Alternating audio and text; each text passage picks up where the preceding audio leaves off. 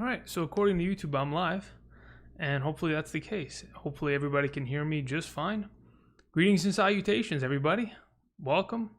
Let's talk football, shall we? Let's talk fantasy football. I'm here to answer your guys' questions. I'm ready, man. This is going to be a very interesting season, isn't it? I mean, to say the very least, I suppose. What's up, Ryan? How's it going? Yes. The most important question, will there be football? I agree that it was probably the most important question. I guess we'll just have to wait and see how the NBA, the MLB, the NHL, how they all kind of approach the situation and where exactly their successes or failures lie, and then see if the NFL can recreate something similar to that. Let's see who else is in this chat. Alpha, what's up? How's it going? Jeff, how's it going? Got to have some positivity, of course. You got to always have positivity when we're thinking about whether football is coming back or not. So that's for sure. William, of course. All right, let's see who else is in here. Christopher, what's up? How's it going? What's up, Andrew? Nothing much, guys. I'm chilling. I thought, honestly, I thought that the Washington team would be named by now, because yesterday they had announced, hey, we're going to end up seeing them, I guess, retire their former name and get a new name, whether it was going to be like the Warriors or the Red Tails or the Red Wolves. I don't know. They didn't announce anything today, so it's really interesting. Regardless, Sammy Watkins bounce back ? I mean, last season was just a joke for Sammy Watkins. Got basically nothing done in 16 weeks after week 1. So does he have a bounce back? I think he'll be better than people assume, but I don't expect him to. I mean, at very best, he's a wide receiver 3 that can be thrown in when one of your guys has a rough matchup, and or if the Chiefs are just firing on all cylinders. Otherwise, he's a bench play like every single week without a doubt. What's up, Caesar? Let's see here.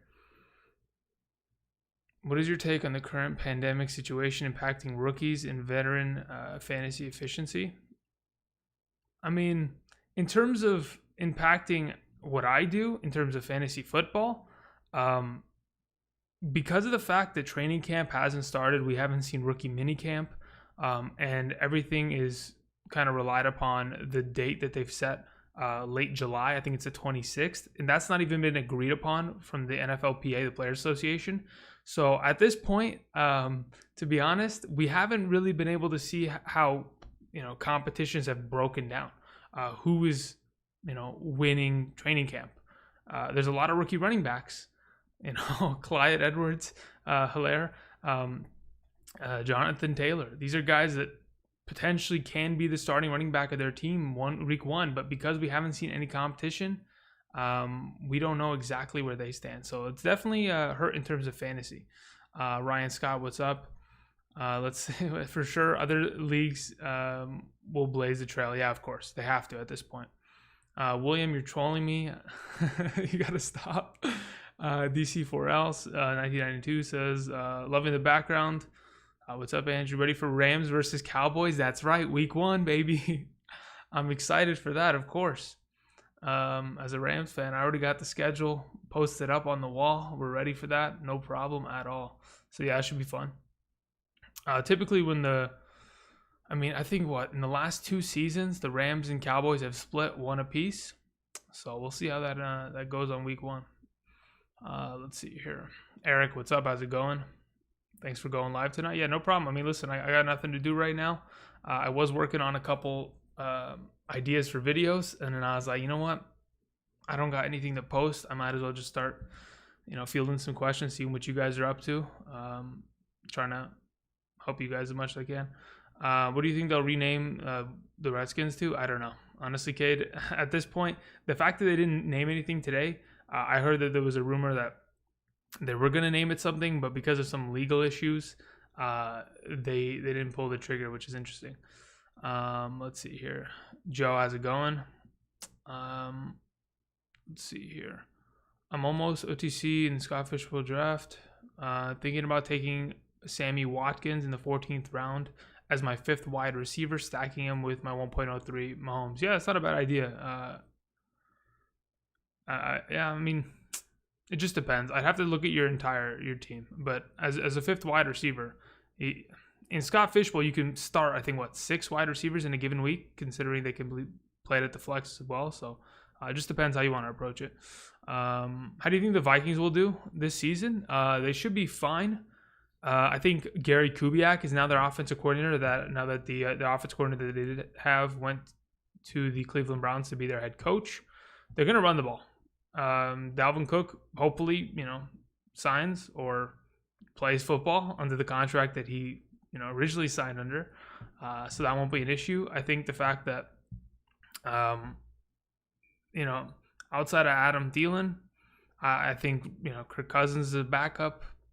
Kyle Rudolph is a backup tight end. So the only 2 pieces are going to be Dalvin Cook and Adam Thielen. In terms of how they'll do during the regular season, it just depends how the Lions produce this season. I mean, I think the Packers still win that division, but you never know. All right, let's see what's up here. It happens every time. I scroll and then it re-updates and everything goes to crap. Does Tyrod Taylor love his tight ends? Alpha. I think I mentioned this when I was talking about Hunter Henry in my tight end video a couple weeks ago. Tyrod Taylor, when he targeted Charles Clay in the time that he was a starting quarterback at the Buffalo Bills, Charles Clay had decent seasons, but Charles Clay is nothing in comparison to Hunter Henry in terms of athleticism and skill. Charles Clay is more of a blocking tight end, even though he was a primary receiving threat there. Does he love to throw the tight end position? I mean, he has in the past, in 60 plus targets, 600 yards, a handful of touchdowns every season for Charles Clay there in Buffalo. So he's done it before, but I don't think Tyrod Taylor lasts very long. So I don't think we really have to worry about that. I think the rookie, Justin Herbert, takes that job, whether it's in training camp or after the first couple weeks of the Chargers not finding any success with Tyrod Taylor at quarterback. It's kind of going to be the Baker Mayfield scenario, right? They bench the first round pick. Tyrod Taylor, doesn't figure it out in the first couple weeks, loses his job. Rookie comes in, wins a game, and begins the new era. iShy 101, what's up? How's it going? Joe says, is Josh Jacobs a first round pick in a PPR? Thanks. I think it really depends on how your draft kind of develops. I think there's an argument for him being a first round pick in a PPR, but that's late in the first round.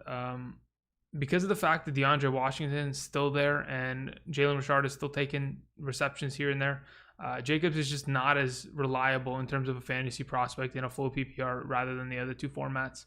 But it kind of depends. I don't mind him in the late first round because I know he's going to touch the ball 300 plus times total. So that excites me. And the fact that he's going to be the goal line back and he'll be fine there. But other than that, it's kind of a risky play in terms of PPR first round. Gerbina says, what's your first pick? I mean, if I have 1.01, first pick of the first round is Christian McCaffrey 10 times out of 10. And there's nobody else that takes that spot unless something tragic happens in the coming weeks or months, which, please God, don't let anything happen to Christian McCaffrey. Alpha says, would you draft 2 tight ends or 2 quarterbacks? I mean, I typically... Okay, so here's the thing about the 2 tight end, 2 quarterback scenario, right? The only time that you ever want to draft 2 quarterbacks is if your first quarterback is, one of the lower end. Like, let's say, for example, they rank in like the 8th through 12th spot or 13th spot. That's the only time you really need a second quarterback. Outside of that, if you have Lamar Jackson or Patrick Mahomes and we're anticipating no injuries, you really don't have to draft a second quarterback. You can just grab another sleeper running back, wide receiver, or tight end to slide onto your roster so that you can, kind of hope for upside there. Same thing with tight ends. If you draft one of the stud tight ends, you don't need a backup, but I don't mind drafting a second tight end because if in fact that guy blows up like Darren Waller did last year, like Austin Hooper, like Mark Andrews, you can go ahead and make them your starter, then trade away your, the other guy that you had on roster who was supposed to be your starter. You can trade him away to another team that's struggling at tight end. So second quarterbacks and tight ends, typically is not something that you want, especially when you play in a shorter bench league. But it's an investment, and if the investment, pays dividends in the end, then trading him away and getting something better in return could definitely help you out. Let's see here. Tyrod and Herbert or Foles and Mitch Trubisky as your third quarterback in a super flex. To be honest, I would probably rather lean with oh wow, that's actually a really good question. Who's going to have a better season overall? Okay, because here's the thing. So the Chargers offense is far and away the better offense between the two of them. So I'd probably go with the quarterbacks there, considering they're going to be surrounded in a better offense. But look, that's the thing. Because we haven't had training camp, we don't know who's going to win the job in Los Angeles for the Chargers or in Chicago, which is a pretty big difference maker when we're talking about what Foles brings to a team rather than in Trubisky. But as of right now, I'd probably lean for the LA tandem. Even though Foles and Trubisky have more experience, collectively. Honestly, if I say who's going to be the best quarterback of those four this year, I'm hoping it's Foles. The offensive coordinator for the Chicago Bears this year is the guy that was the offensive coordinator for the Eagles years back when Nick Foles had that 26 touchdown, 2 interception season. If they can maybe put something together, should be pretty decent there. But otherwise, I'm going with the Chargers tandem. Okay, I got to start answering questions faster because obviously I'm getting a little behind. Sorry if I haven't gotten to your question yet. I'm going to try to get to everyone as I usually try to. So here we go. Alpha says Christian McCaffrey is everyone's first pick, of course, but you never know. Would you trade Josh Allen for Joe Burrow in a dynasty? Yes, I would. I think what surrounds Joe Burrow right now and the culture that's changing in Cincinnati, in my opinion, could be pretty juicy. Joe Burrow is one of the best college quarterbacks it's been in a while. I mean, the records that he broke, who throws 60 touchdowns in a season? He was incredible.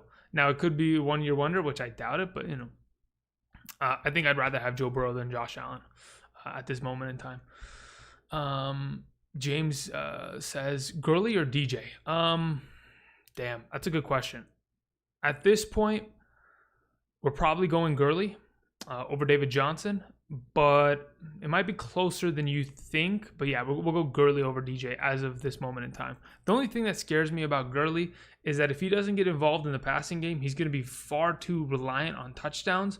And when it comes to touchdowns in the red zone and the Atlanta Falcons for running backs, that's never been a thing that they've kind of prided themselves on. So that's what scares me. But yeah, as of right now, I take Gurley, but it could change over time if, in fact, DJ's a good running back. But if Duke Johnson's taking his passing game, then I don't expect him to do much because that's where he thrives more than anything. Let's see. John Richardson says fantasy football season is going to be boring. Imagine. Dude, imagine. That's funny. We might see some performances that are actually more ridiculous than normal.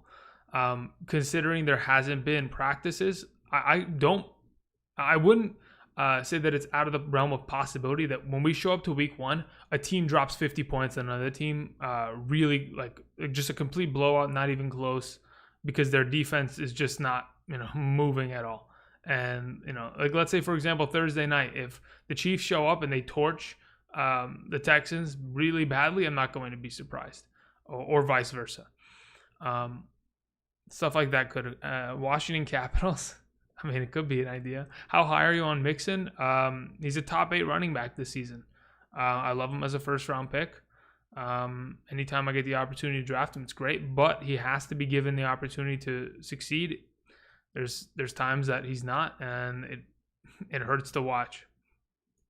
I was high on him last year, even without Joe Burrow. Imagine with AJ Green coming back, offensive lineman, being added to the equation. First-year head coach now going into his second year. Everything is going to potentially improve for the Cincinnati Bengals offense. So, in turn, it will help Joe Mixon. Christopher says, what do you think about CeeDee Lamb? Where do you think CeeDee Lamb should be considered? You think he'll be fantasy relevant? Yeah, the third wide receiver for the Cowboys was fantasy relevant last year. Randall Cobb was perfectly fine.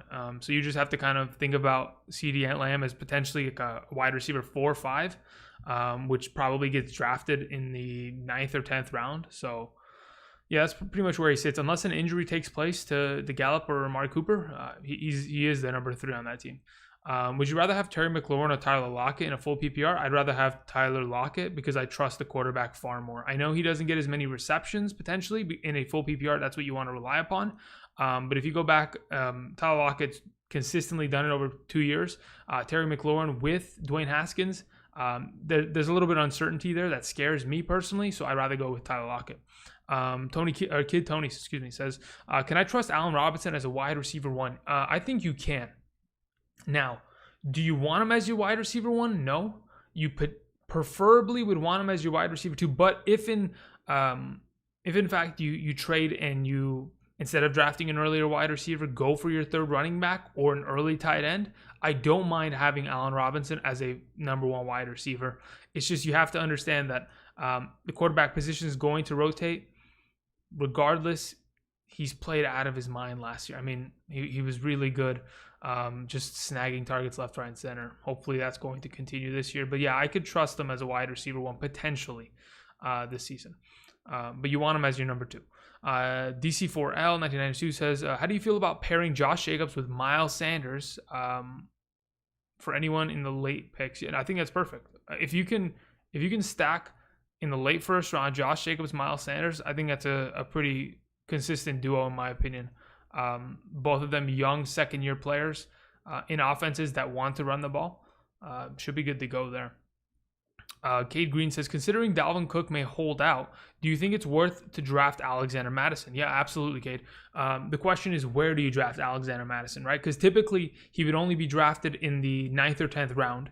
Now, similar to last season, right? If we all remember what people were doing with Tony Pollard was coming off the board in the 6th round because of the uncertainty of Ezekiel Elliott. So if we kind of think about it that way, are we willing to, if you don't draft Dalvin Cook, risk a 6th round pick for someone that might never, see the field? Is that worth it? No. So I think the only time that I'm ever going to consider drafting Alexander Madison is if he falls perhaps to the 8th and 9th round, maybe even 7th, and we've gotten close enough where Dalvin Cook has not shown up to training camp. All sources are saying that they're not close to a deal. At that point, I'm going to be confident enough to draft Alexander Madison far earlier than I typically would, in order to screw over the team that took Dalvin Cook early and perhaps ensure myself a top 16 back just off of usage and opportunity. Ryan Scott says, since we're on tight ends, okay, what do you think about TJ Hawkinson's ceiling this year? I think TJ Hawkinson's ceiling is 100% going to be dependent on what we see from Matthew Stafford. Now, Matthew Stafford in the last 16 starts of his career, I know he's missed a significant amount of time last season, and then even in 2018, he had to, he had a back injury and he had to have surgery in the offseason. Even with all that, Matthew Stafford's been one of the better fantasy quarterbacks if he stays healthy for a 16-game basis. And he has Golladay and Marvin Jones on the outside. Those two guys are 100% snagging touchdowns every game from a guy like Hawkinson. So is Hawkinson good enough to produce fantasy-wise without scoring the upside of a touchdown? Can he just, in terms of yards and receptions, be a consistent contributor? I think there's a possibility there. In terms of ceiling, I think his ceiling is tight end 8, considering how many offensive pieces are there. So the offense as a whole. So I think, tight end 8 is his ceiling. I think his floor is, there's no way he's below tight end 15 this year. Let's see here. I've seen the top defenses being drafted in the 7th or 8th round. Considering New England's defense won people a few matchups last year, is it worth getting a defense that early? No, not really. Okay, so here's the thought process behind defenses. Defenses are a little tricky because, yes, New England's defense was incredible for the first 8 weeks of the 2019 season, and they far and away won matchups. I lost matchups because I played against that defense because they put up 30 points and just annihilated my defense, who put up -3. They got torched or something because I was playing matchups. The thing is, people who drafted the New England defense last year probably got them in like the 13th, 14th round. They didn't get them early. Now, the New England Patriots have been a top 12 fantasy football defense for like the last 3 years in a row. So sure, they've been consistently there in the top 12, but what they were able to produce in the first 8 weeks is something that it's not going to be consistent enough to where you see that in a 16-game basis. To be honest, the number one defense on a yearly basis always changes in fantasy. I don't think there's been a team that back-to-back years finishes at number one. I personally wouldn't advise drafting a defense early. Again, a lot of these defenses that end up popping off are defenses that a lot of people didn't expect, right? The 49ers went from one of the worst defenses in fantasy to one of the best in 1 year. The Patriots went from being a normal defense to putting up double the points. These are things that we just can't anticipate occurring because they're just out of our control, truth be told. So I wouldn't consider drafting a defense early. I think playing matchups or just going with somebody later is your best bet. We got a donation here from me again. Thank you very much, sir. Or ma'am, I don't know. Doesn't I mean, at this point, I just thank you very much for the donation. Says thanks for your help last year, Andrew. I appreciate it. Thank you very much for the donation. Appreciate that. Okay, so now that we've talked about defenses, Johnny Mills says, is Nick Chubb the best running back off the board after the top 7 running backs go? Yeah, it depends what format you play in, though. At this point, I feel like in a half PPR, Nick Chubb and Joe Mixon can be interchangeable to an extent. If you play in a full PPR, then Nick Chubb is definitely flying down the board a bit.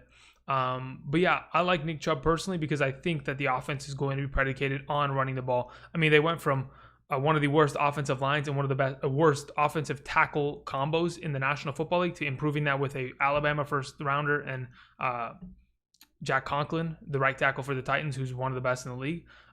You add that to an offense that already wants to run the ball. You add Andy Janovich, who's a good fullback. I think it's a recipe for success for Nick Chubb, hopefully.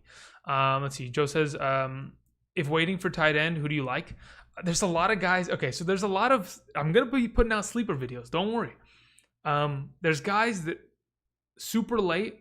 Okay, so let's say, for example, you draft like Mike Gesicki, and he's like the 10th tight end off the board, and you get him in like the 10th, 11th round. Beautiful. Perfect. You don't have to worry.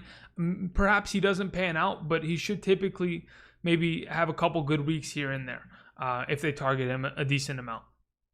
But guys like Jack Doyle with Phillip Rivers, I like. Eric Ebron with Ben Roethlisberger, I like a lot. Wherever David Njoku potentially lands, I know he requested a trade. If he lands with like the Dallas Cowboys or with the Green Bay Packers, these are sites that I'd like to see maybe get a little bit of shares in David Njoku, stuff like that. So hopefully that helps, Joe. Jeff says, T.Y. Hilton or A.J. Brown? Wow, that's a difficult question. I think I'd go A.J. Brown, but I really like T.Y. Hilton. I like the Colts offense in general because I really do think that Phillip Rivers does improve it a lot. Phillip Rivers will have a good offensive line for the first time in a very long time. So T.Y. Hilton will be good, but T.Y. Hilton's injury history makes me a little hesitant on it. That's why I kind of lean my way towards A.J. Brown, just right as of right now. Eric says, thoughts on Deandre Swift as a running back for Detroit? I've been watching a lot of film on college football running backs as of late. As of like the last, 24 hours, I've been watching a lot of Clyde Edwards-Helaire and Deandre Swift specifically. Those two guys are ridiculous.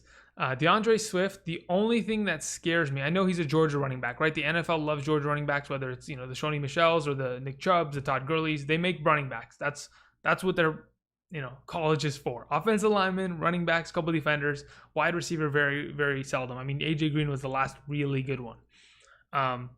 So to be honest, he should be good, but does he win that job?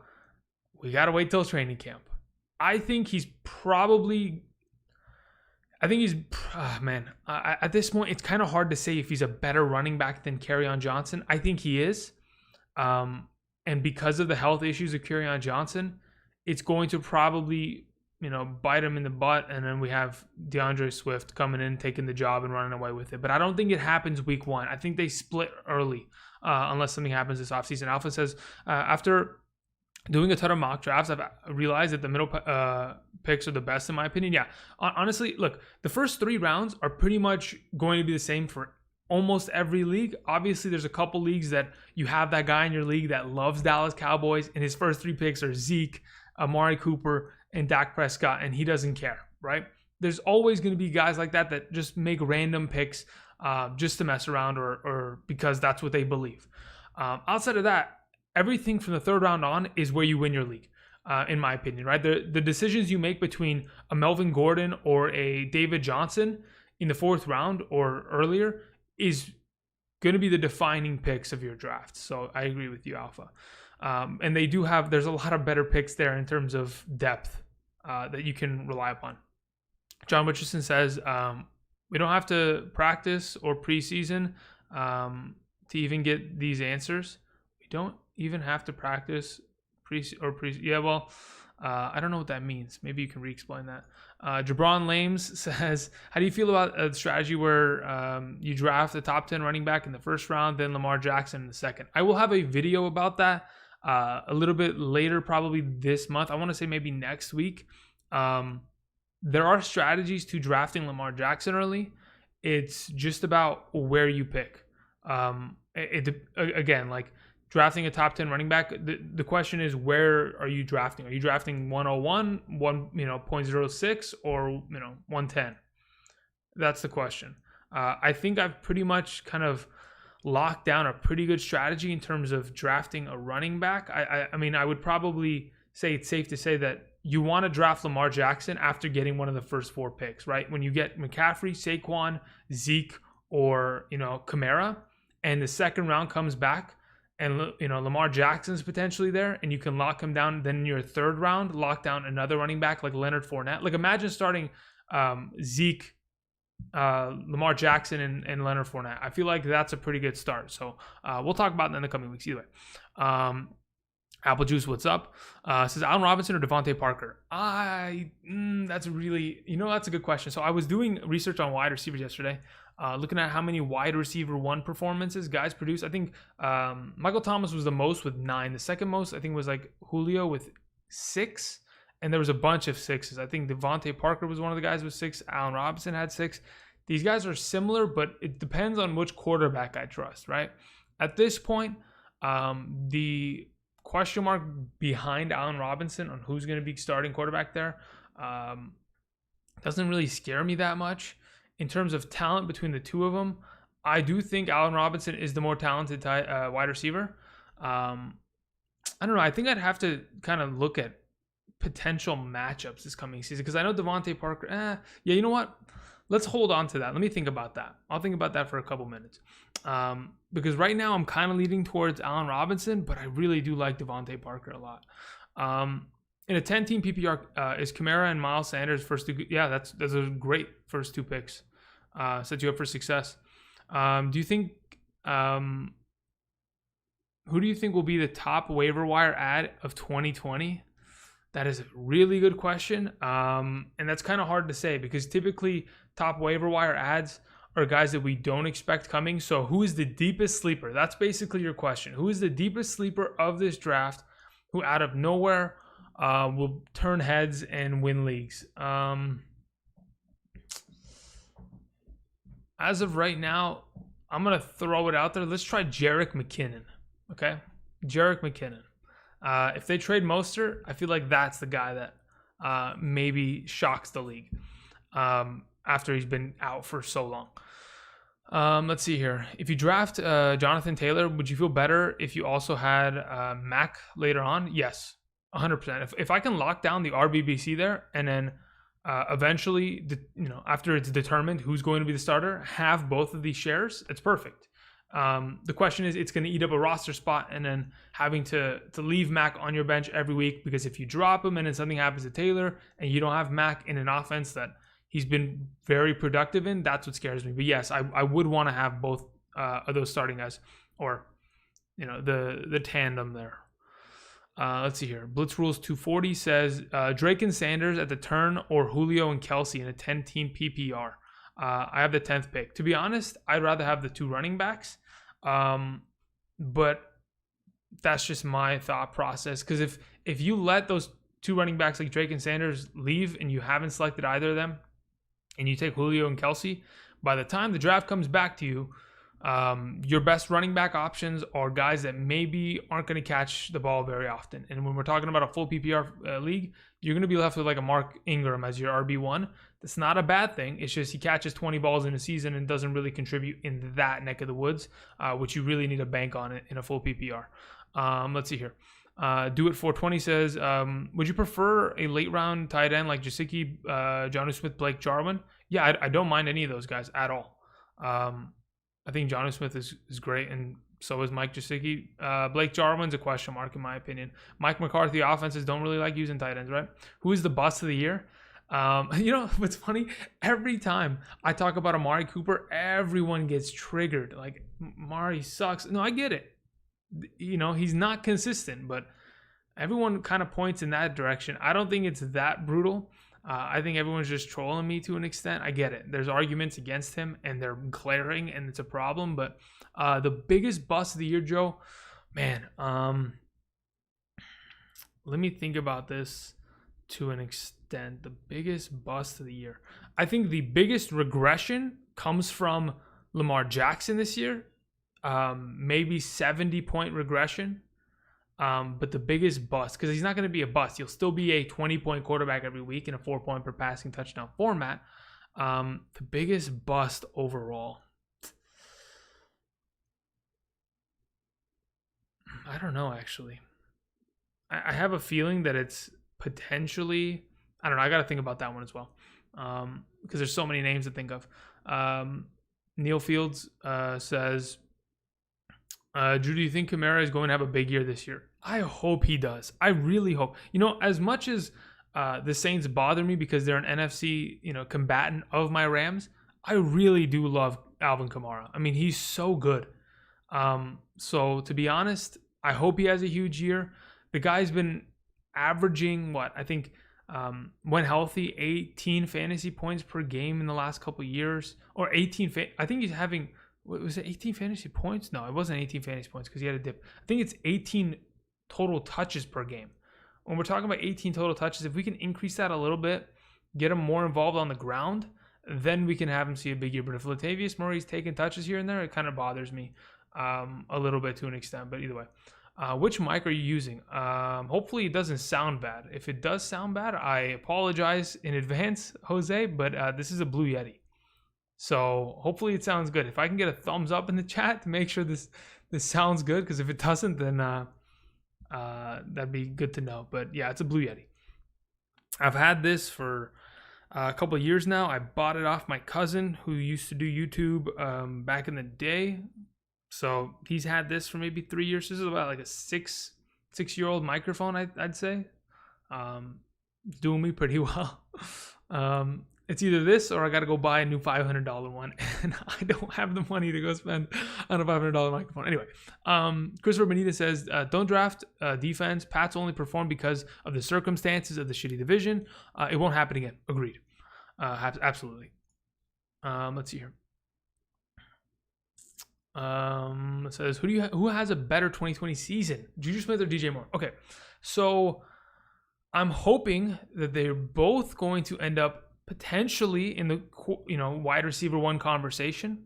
In terms of which quarterback I trust more, I do trust Ben Roethlisberger more to let his wide receiver one flourish and have an incredible season in comparison to Teddy Bridgewater. Now, Teddy Bridgewater is not a bad quarterback. He is a game manager to an extent, right? He's not going to win you games, but he won't lose you games either because he's not going to turn over the ball. He's efficient with his decision making, has the mobility factor. Everything's there for Teddy Bridgewater. But in terms of explosive 3 touchdown games and 10 plus targets per game, and really lighting it up, I think Juju has the distinct advantage based on the team that he's on in comparison to DJ Moore. So I think Juju, in my opinion, has the better season. Let's see here. Who do you think will be... Okay, so we already did that one. I'm still thinking about the biggest bust and the biggest waiver wire ad. I know I talked about Jerick McKinnon, but I'm still thinking about it. Okay, guys? Charles Chan says, does current Yahoo ADP make sense? No, it never makes sense. Okay, so that we'll continue. Let me see the rest of your question. Terry McLaurin is over Sutton, Allen, Diggs, and etc. Okay. Yahoo ADP is something that I typically don't want to follow. I think it's kind of it'll hurt your team more if you kind of follow their structure. I think you pretty much have to come to your own conclusions on players like that, or use a different ranking system, because their ADPs have always been a little wacky. I've always used Yahoo, and I felt it. As of right now, I would rather have a lot of these guys over Terry McLaurin, but it depends, right? Like, I'd rather have Keenan Allen if I knew, the quarterback definitively. But Terry McLaurin over Sutton and Diggs, yeah, that's tough. I know Terry McLaurin's good, but to be honest, with Dwayne Haskins, if he's not improving this year, then Terry McLaurin's not improving. So yeah, I don't think that ADP is totally off. I understand the reasoning behind Terry McLaurin being higher ranked than those guys, but I personally don't trust Yahoo in the first place for those ADPs, so I just don't even look at it. So yeah, hopefully that answers your question. Probably didn't, but it doesn't matter. Sorry. Everett Duncan says, is it crazy for in a full PPR, 2 wide receivers, 2 flexes, no super flex, to go 0 RB and get 4 wide receivers like Hill, Julio, Woods, and DJ Moore? Is it crazy? No, but who ends up being your running backs in that scenario, right? If you go first 4 picks, you ignore all running backs, and then you start thinking about who you're going to get as running back in the 5th and 6th round, your starting running backs are going to be Kareem Hunt and James White. I tried this last year. It is a nightmare. It's something you don't want to do.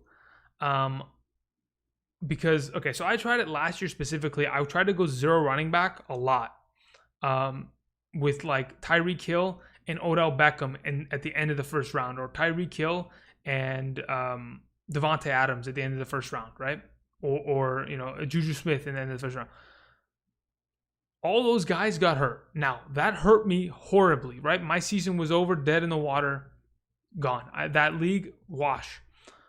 So if, in fact, the 4 wide receivers stay healthy for you, there's a possibility of success there. But I always want to go for running backs. I mean, the guys that you'll find at running back in the 5th and 6th round, in comparison to the guys that you'll find at wide receiver in the 5th and 6th round in a full PPR, dude, you got to go running back early. It's far more detrimental to your team to not go running back. I would say, okay, sure. Worst case scenario, you take double wide receiver early. In the 3rd round, you got to address your running back position, because it's going to hurt you in the long run if you go ahead and ignore that.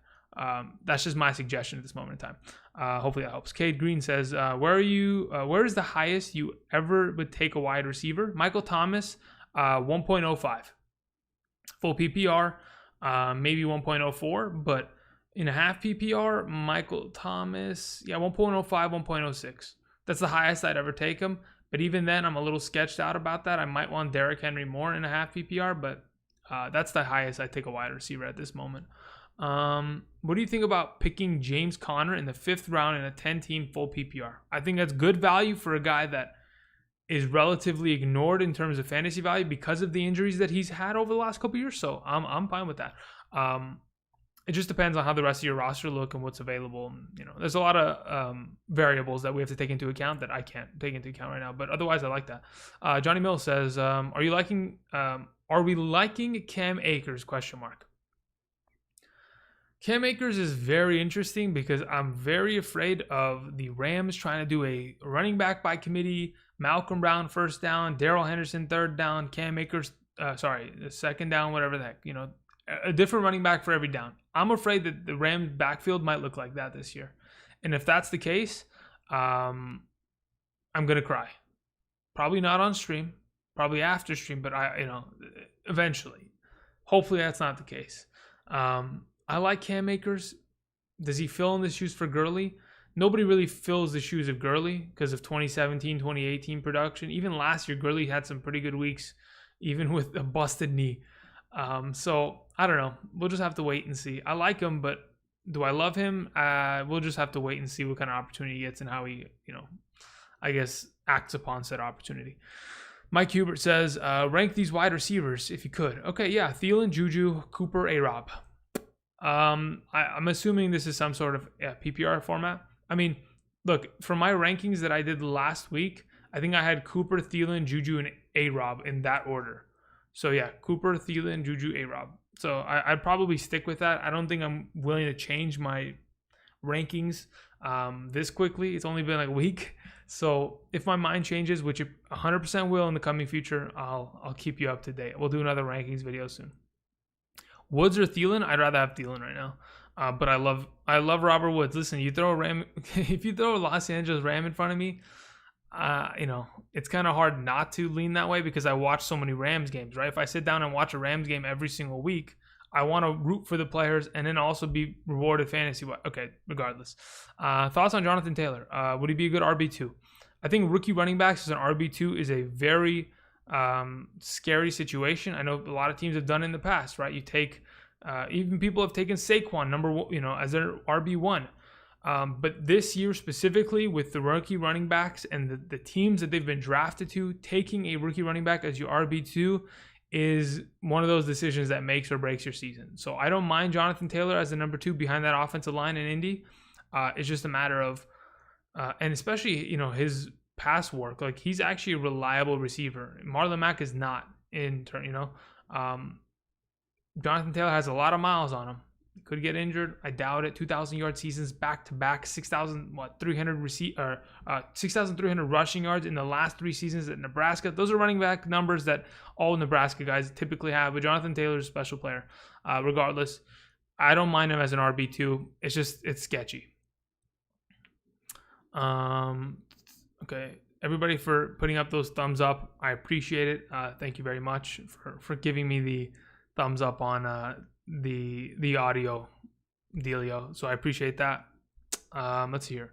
Jabron Lame says, everybody hit the like button. Dude, thank you very much for reminding me. I 100% agree, everybody. If we could, please hit the like button. It does help me a lot. I mean, listen, I'll get it to the brass tacks. There's how many of us in here? It's like 37. We have 27 likes. If we can get that up, a couple more bumps here and there, that'd be great. Here's the thing about YouTube and the like button. In terms of their algorithm, it's more likely for my videos to be suggested for other people to come find them if the like button is hit. In fact, everything that you guys do, whether it's even commenting down below, makes it more so where my exposure is even greater. Now, I know you don't want your league mates to find out about me. A lot of people have told me that. I get it. But if you hit the like button, I would really appreciate it. Thank you very much, Jabron Lames. Dude, I'm excited about the NBA playoffs coming together. I know Rondo, he broke his finger at practice. He'll be fine. He'll be back by the second round of the playoffs. I'm an LA fan. I live in LA. The Lakers, baby, we need to beat the Clippers in the Western Conference Finals. That's all that matters. Get Rondo back by then. Keep him conditioned. It's only a broken finger. He'll be fine. To be honest, I'm excited about the Lakers. So we'll see how this year goes in that COVID, bubble that they have in Florida, even though they're opening up Disney World, regardless. Okay. Let's see here. Ryan Scott says, who's your favorite rookie wide receiver prospect for fantasy? A lot of people are kind of convincing me that Jalen Reagor is the way to go from Philly. I don't know why, but I'm kind of on that train. Outside of that, Henry Ruggs in Las Vegas is probably my favorite with Derek Carr. Derek Carr really hasn't had a real wide receiver one since Amari Cooper left. I know that he didn't feed him the ball very often at times during the end of their thing, but we've seen Amari Cooper feed his respective wide receiver ones. There was a season where Michael Crabtree and Amari Cooper both went over 1,000 yards, both had great touchdown upside. So if we can get another wide receiver there to help out this offense, I think he could probably be a pretty good pick there for them and a pretty good fantasy prospect overall. DC4L in 1992 says, would you rather go RB, like Gurley in the third and as your flex position, or do you prefer sticking with RB wide receiver in a full PPR for your first 3 picks? It depends who that wide receiver is. Personally, I think in terms of balance, you probably want to go with wide receiver as that third pick because Todd Gurley might not be the guy that's going to catch the ball 50 times a year anymore.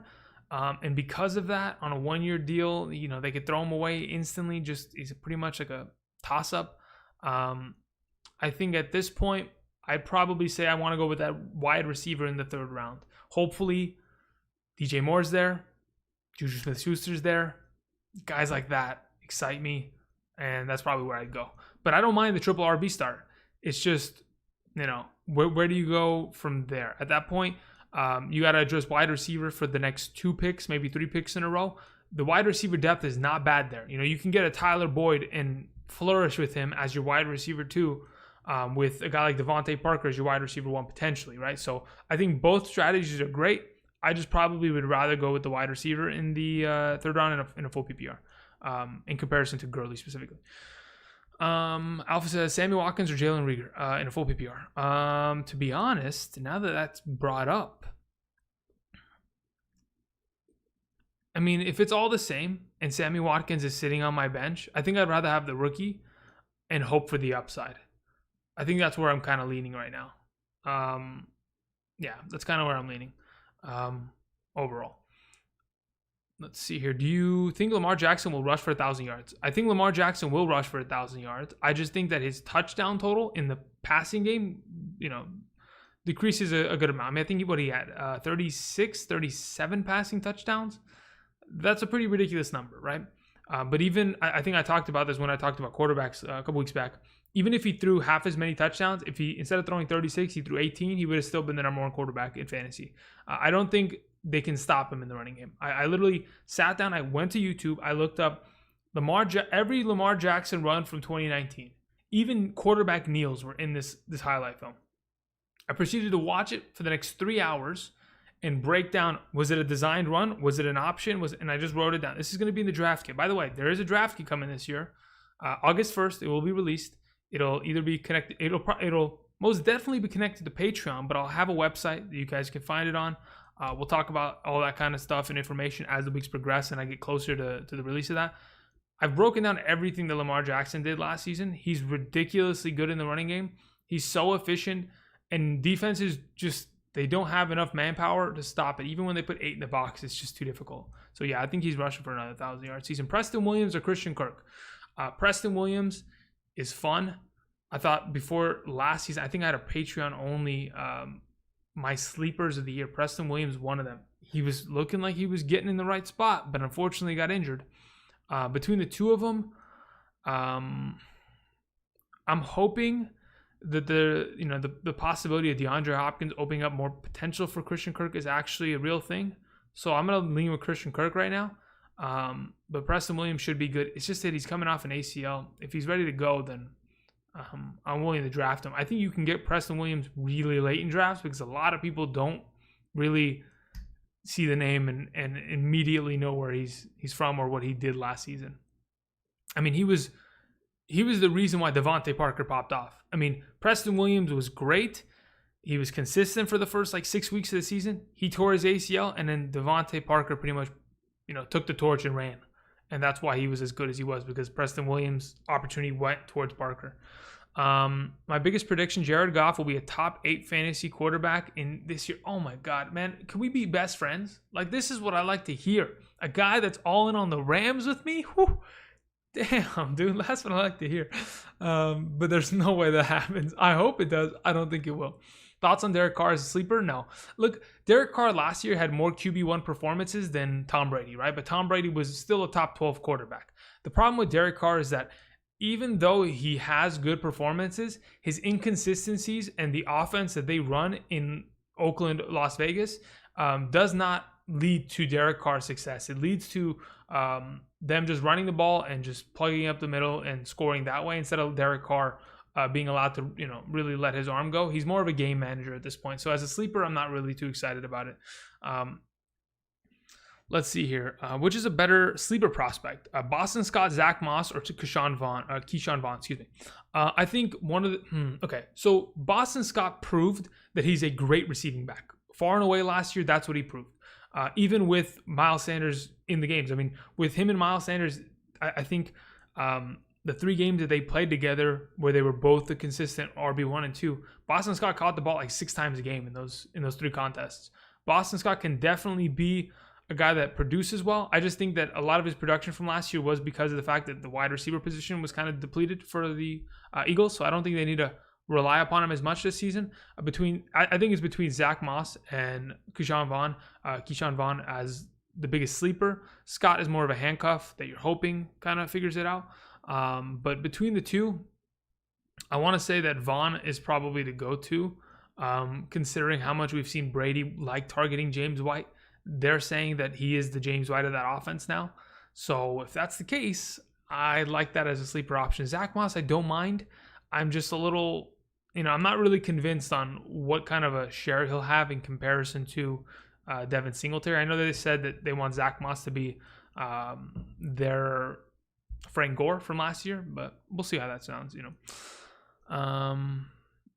all that kind of stuff. All good. All right, let's see here.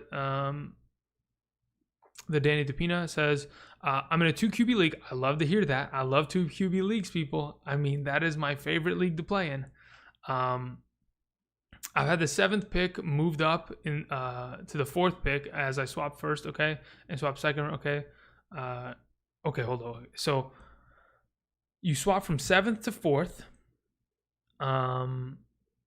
We swapped second round, and I gave him my 3rd. He gave me his 4th. Okay. I don't mind that. So you get the 4th overall pick, and then you get his 2nd round pick. So you'll have 2-8, which is not bad. And then you gave him, okay, so I this is what scares me about redraft leagues and trading picks, right? There's so much question marks around everything. So we'll see, but I don't think it's a bad idea. It just depends. Who do you want with 1-4? Like, who's the 4th overall pick that you're going after? If you can comment down below, that's pretty much what I'm interested in knowing, especially in a 2 QB league, right? Like, you moved up for somebody. Is it a quarterback? Is it a running back? I'm kind of interested to know, but I think that's a fine trade. Javier says, after Lamar, Mahomes, Prescott, and Murray, who's the other quarterback do you trust? Russell Wilson, far and away, not even close. My go-to. Davo says, hey, not really a question, but I love your advice. Keep it. Look at it, just so everybody knows. Davo's the guy that is one of my best friends that, is in my home league that won last year by beating me in the championship because Deshaun Watson decided to not show up against the Tampa Bay Buccaneers secondary, who was one of the worst in the league last season. If I'm not mistaken, the worst in the league in half PPR. Regardless, congratulations on that win, Davo. Thank you for the kind words, and we're going to move on. Davo was on the podcast, for those of you who checked that out earlier this season before the world exploded. Jeff says, Gurley or Jacobs? Not even close. Josh Jacobs every day of the week. Christopher Medina says, I don't ever go heavy wide receiver heavy. They are most likely to score big on the waiver wire. I draft 2 wide receivers, 1 running back, 2 wide receivers. Always do better against better defenses, shutting down the wide receiver 1. Yeah. Wide receiver 2s are, okay, that's what I mean. Wide receiver 2s, yeah. No, I kind of agree with that, right? I've always, I don't know if you guys have seen The League. The League is an FX show it was a comedy about fantasy football. That's one of the funniest shows I've seen. I don't think I've seen any of the later seasons. I saw like the first couple on Netflix a couple years back. That stuff is hilarious, right? And there was this thing about being being slot shamed instead of slut shamed, because one of the people only had slot receivers, right? They had like Randall Cobb and every slot receiver from the respect. I honestly don't mind just getting all the slot receivers for teams. Go get Calvin Ridley, who's a number 2. Go get Cooper Kupp, who's a number 2. Go get Tyler Boyd, who's a number 2. I think I'm pretty good at wide receiver at that point, right? Stuff like that. Anyway, hopefully people understand the reference. If you don't understand the reference, I hopefully explained it good enough. Scooby Taylor says, Austin Eckler, Chris Carson, non-PPR format. Chris Carson, far and away, not even close. If he's healthy, he's ready to go. Because of the fact that Rashad Penny tore his ACL last year, he'll probably be not ready to go week 1. Also, they don't really like to use Rashad Penny very much. Chris Carson in a non-PPR over Eckler because those 92 receptions he got last year don't matter. And when they don't matter, I mean, what is that? That's 92 divided by 2, 46. Yeah, 46 total points minus off of what he did. He's not a top 12 guy, despite everything. So, yeah. Chris Carson would be the go. Thoughts on the Seahawks backfield in 2020? Perfect. I'm glad that we're on the subject. Chris Carson, Carlos Hyde, Rashad Penny, And then maybe, I think they still have a CJ Procise maybe in the backfield, I think. I'm not 100% certain. I haven't checked out their depth chart this offseason. They tried to sign Devontae Freeman, and he said no. Interesting. Thank God he didn't, because I think Devontae Freeman could have potentially hurt more than Carlos Hyde, because Carlos Hyde doesn't really present a receiving threat. I think everything in that nature, especially if Rashad Penny's not healthy, goes in the direction of Chris Carson like we've seen him do. So I think Chris Carson, if healthy with the hip injury, should be good to go, should be a top 15 back at very least. So I'm excited about that. Won my league last year because of this channel. Thank you very much, EA. To be honest, I'm just here to give you guidance. You guys make the final decisions, right? I mean, I'm not the one that goes into your lineup and makes that final decision, okay? And then, because sometimes I will advise something and it just doesn't come true, right? Despite how much research I could put into it, just doesn't happen. So it's not just this channel, it's you guys. You guys are learning with me, right? We're going through it. It's a process. We're getting to the finish line together. It's a marathon because it's 17 weeks long, maybe longer because we're talking about it in July, but it's definitely a long process, and it's just as much you guys than it is me. Or even more. I'm probably like 25%, maybe less. Cade Green says, won my league 2 years in a row because of this channel. Thank you very much, Cade. I appreciate it. Paul Senzig, thank you very much for showing up. How's it going? Hope you're doing well. Who is a hidden gem? ? Says Kid Life, J Life. It's a great question. Do I need to spoil all of my upcoming videos? No, but who's a hidden gem for this season? Who's a sleeper? That's the question. I don't know, man. There's a lot of guys that are interesting to me, and I kind of want to name them, but I want to wait until training camp starts. Like, honestly, the only reason that a couple of these guys really started getting hype and, a couple whispers last offseason is because we had an offseason, right? We had practice. We saw people get injured.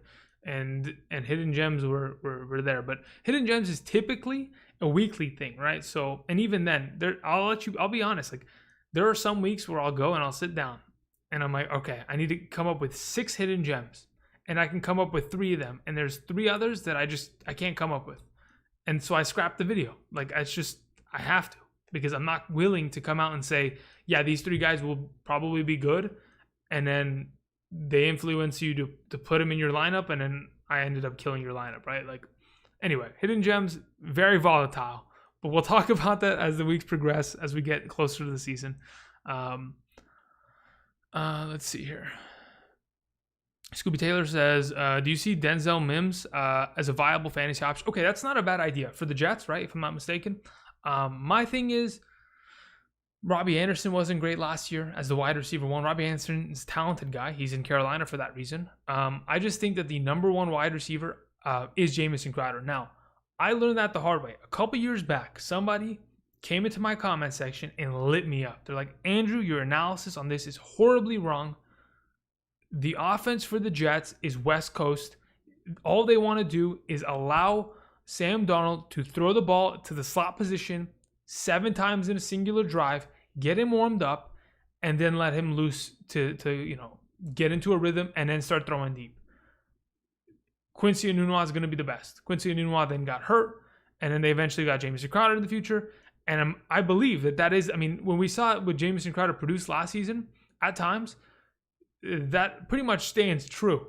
Now, I hate Adam Gase with all my heart, but hopefully Denzel Mims can be a potential rookie wide receiver that has a breakout season, because there's nobody else besides Herndon, Jamison Crowder, Le'Veon Bell in the passing game.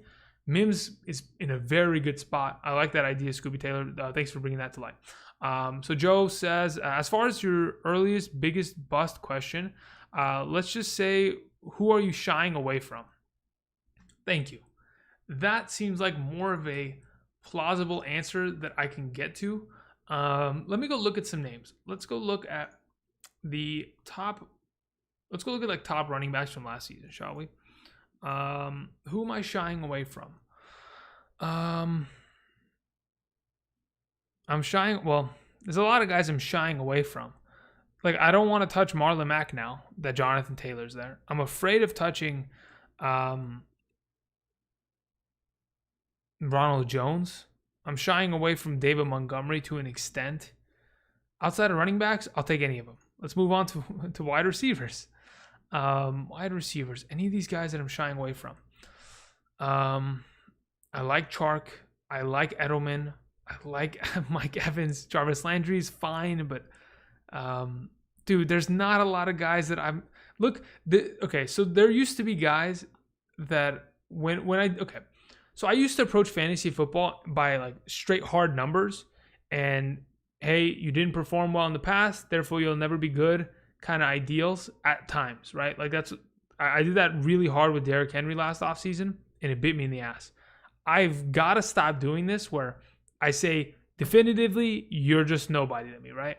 So this is why I'm having a hard time like saying that I'm going to shy away from somebody, because I've really reprogrammed my brain to a point where honestly, I'm good with anybody. So it's a matter of when. When am I taking them? Is that the right time? Could I have gotten more value? So I'm thinking about it, Joe. I'm not forgetting the question. Victor Valdez says, what do you think about Christian Kirk this year? Should be good as the wide receiver 2 for that team. If he stays healthy, I think he could be a pretty good complementary wide receiver 2 for DeAndre Hopkins. So he should be good. I mean, I'm thinking 800 yards minimum in the receiving game, and then probably like 5 touchdowns. That's the worst case scenario with like 60 some odd receptions. That's worst case scenario. And at that point, he's a good bench guy that if he starts getting on fire or, something happens injury wise, somebody else in that offense could contend for even more opportunity. Let's see here. Oh, I rolled down a little too far. Let me see if I can get back to where I was. I got to be quicker on these answers, guys. I'm so sorry that I'm taking so long. Thoughts on Devin Singletary, full PPR. I don't really think Zach Moss will be a problem since he's not having preseason reps. I agree with that thought process. Because there isn't preseason reps, he might not... I mean, I'm assuming they've been given the playbook and he knows where he's going, right? He's practiced. He's been staying, ready. Devin Singletary's fun as a third. I want Devin Singletary as my 4th running back on roster, right? Because he does have the upside of being a monster in the passing game and also getting it done on the ground. He's a smaller statured guy, but he has proven that he can definitely produce on a weekly basis. So I like Devin Singletary as a 4th running back on roster. If he's my 3rd running back, I'm a little sketched out just because of the presence of Zach Moss. That's all I'm saying. Cade Green says, thoughts on drafting Jimmy G or Drew Locke in the later rounds? I think Jimmy G is a great later round. I mean, the dude had 28 passing touchdowns last year in an offense that typically just wants to run the ball the whole time. So when you think about 28 touchdowns in that kind of an offense, the question is, what kind of a 49ers offense do we see in 2020? Is it Super Bowl hangover, Jimmy G, or is it nothing really happened, cool, calm, collected, we're running it back kind of deal? If it's cool, calm, collected Jimmy G, I'd rather have him over Drew Locke. But I think Drew Locke, like I talked about with somebody in the comment section a couple days back, is one of the guys that are primed for a big second year, potentially. There's always a couple second-year quarterbacks that come out of nowhere. It's just a matter of finding the right one. Last year, I thought it was going to be Sam Darnold. It ended up being, Lamar Jackson running away with it horribly, like just far away. Now, I knew Lamar Jackson would be a monster, but I didn't think he was going to be that good, right? So there's always a couple good second-year guys that pop off. I think Drew Locke's not a bad option, but I want Jimmy G if he's not, hungover still. Fernando Perez, welcome. I always see you in the comment section. How's it going? Says, hi, Andrew. Great to see you again. Hope all is well. The new look and intro was fire. Thank you very much. Worked tirelessly on that one. Will you be doing Patreon-only leagues again? Yes. To play against. And yeah. Okay, so if I'm not mistaken, let's go ahead. I got to go and confirm something really quickly. Last year in Patreon, which don't sign up for it yet. Don't do it yet. Last year, we did Patreon-only leagues. I played in, I think, 13 different leagues. 12 team plus. Like I even played in 16 team leagues. I ended up winning one of them despite going to, how many leagues? I think it was 8 leagues. I think I'm over-exaggerating. I think it was 8 leagues. I won one of them, went to the championship of 4 of them. I was horribly upset in the finals by so many of you, but it's fine, right? Like the Padawan has to take over the sensei in the end, right? It's you know, strike me down and I'll be stronger than you'll ever imagine kind of deal. That's where it got to. But I kind of want to go and see something. Maybe I'm gonna lose my mind here, but what is going on? Okay, here we go. Why can't I do this? I'm so confused right now. What happened? Okay, here we go. I wanted to see, because I know there are names of people who beat me last. Okay, anybody who won a league last year in anyone who won a Patreon fantasy last year is going to be in the ultimate one. Like we're playing the champion of Champions League. Like that's what we're running. I just gotta go find the names. Here we go. So Steven 1-1, Cristian 1-1, Fish 3-1, 6-1-1, Matt 1-1, I 1-1, and then First and Goal 1-1. I don't know who that guy's name was. I couldn't find it. But how many leagues was it? 1, 2, 3, 4, 5. It was 6. It wasn't 8. Okay. Got to the bottom of that. Regardless, we will be having Patreon Fantasy League. All the information is coming down the line. I will even have one league for people who don't join Patreon, just for shits and giggles. We'll have fun with that. We'll do a drawing. It'll be done. But yes, Fernando, we will be doing that. Sounds good. Thank you very much. Is the Gauntlet returning? Yes. Soon. TM. Let's see here. Jonathan McGuire says D-Hop numbers will go down. Downgrading QB. Yeah, I don't disagree. That's why I have him as my wide receiver 6 right now. So yeah, I don't disagree. Eagles suck, stay away. I don't know if they suck that bad. I mean, they made the playoffs last year, for God's sake. What are your thoughts on the Broncos this year? By the way, thanks for the advice. Yeah, no problem. Broncos, they should be better than they were last year. A lot of offensive line improvements there. The offensive coordinator change could be a big difference maker. You bring in a lot of talent at running back, wide receiver, tight end even. It's all looking up for Drew Locke. He's got to produce. Johnny Mills says, my Seahawks are the best team in our division. Hey, whoa. Okay, listen. The Seahawks are probably the most consistent team in the NFC West. But don't come at me and tell me that they're, I mean, listen, dude, come on. That's disrespectful. Kamara or Lamar Jackson okay, so this is who you traded up for. Okay, so you were saying that you moved up to the 4th pick. You want Kamara or Lamar Jackson or Mahomes. What do you think about my 4th and 2 QB league? Where the top running back lands? Yeah, love the content. Keep up. Yep, thank you. Appreciate it. Thank you for the kind words. The Danny, the Pina. To be honest, I don't mind going running back there. I don't mind going quarterback. It's up to whatever you want in the end of the day. I'll have a 2 QB league strategy format in the coming weeks. I think next week, when I talk about Lamar Jackson and drafting him early, I'll also have a 2 QB one separately. So that'll kind of give you better thought process. But as of right now, I don't mind any of those 3 picks in the first 4 selections. So yeah. Alpha says, what do you think about this wide receiver core in a full PPR? Kenny Golladay, Robert Woods, DJ Chark, Terry McLaurin, Deontay Johnson. Okay, so Kenny Golladay and Robert Woods is your 1 and 2. Fantastic. I'd rather have Chark over McLaurin. That'd be great. Deontay Johnson or Christian Kirk. I'd rather have Deontay Johnson and then Rieger. That's a great receiving core in my opinion. Let's see. Charles Wood says, is Jonathan Taylor a hype pick or a good pick? In which round would you recommend him? I right now think that a lot of the rookie wide receivers have a lot of hype behind them. Running backs, rookie running backs have a lot of hype behind them, but for good reason. Where do I feel comfortable drafting Jonathan Taylor? I feel comfortable with him in the 4th. There's no way you get him in the 4th because he's probably going in the 3rd. With that being said, is he a hype pick?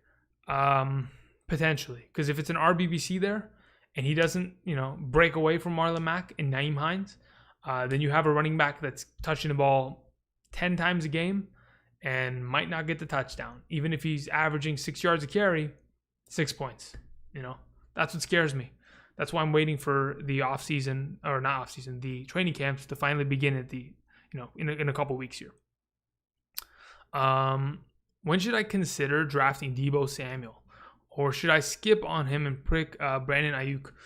Yeah, look, Brandon Ayuk could be good for the first couple weeks. From what I heard, in terms of when Deebo Samuel will probably be available, like after week 4, he'll come back from his injury. At that point, when do you want to draft him? If you can take Deebo Samuel and maybe get him in the 9th round, 8th round, I don't mind that. If this is a guy that's going to be your 3rd or 4th wide receiver, he was really good last season. He's going to be the number 1 guy with Emmanuel Sanders gone now. I know, obviously, George Kittle's their number 1 receiver, but Deebo Samuel is in line for potentially a good sophomore season here. So that's where I kind of have him. I don't know where he's going right now, to be honest, because I don't really even look for Deebo Samuel in drafts. So I probably need to do that more often and kind of get an idea where he's going in order to be able to give better advice. But yeah. Living Island says, would you draft Joe Mixon or Josh Jacobs in a dynasty startup league? Fantastic question, actually. I really like that question. In a dynasty startup, who would I rather have? In the immediate future, who's going to have more success? I think Joe Mixon, because he is a younger guy. Again, he's only 24. The thing is, he's going into a contract year here. If he doesn't get re-upped, unless he already signed one, I don't know, maybe he's still on his rookie contract. There's no way he doesn't get re-upped. I think he'll be fine as the running back for the Cincinnati immediate future. I personally would probably go Mixon. Josh Jacobs, the only thing that I'm worried about is if the Raiders continue to be a middle of the pack team, and he's gonna eventually be a receiving guy. I don't know. That's actually a really good question, because Josh Jacobs does not have a lot of mileage on him either. I mean, even in Alabama, he didn't touch the ball often. So it's a really good question. Let me think about that for a bit. Opinion: the NFL should take 1 week off before Thanksgiving so everyone has the same bye week. Not a bad idea. Not a bad idea. I don't know why they haven't implemented more than 1 bye week in a season. I know that would really hurt fantasy, but to be honest, it's better off that players are healthy and ready to go, rather than struggling to figure out who's starting this week.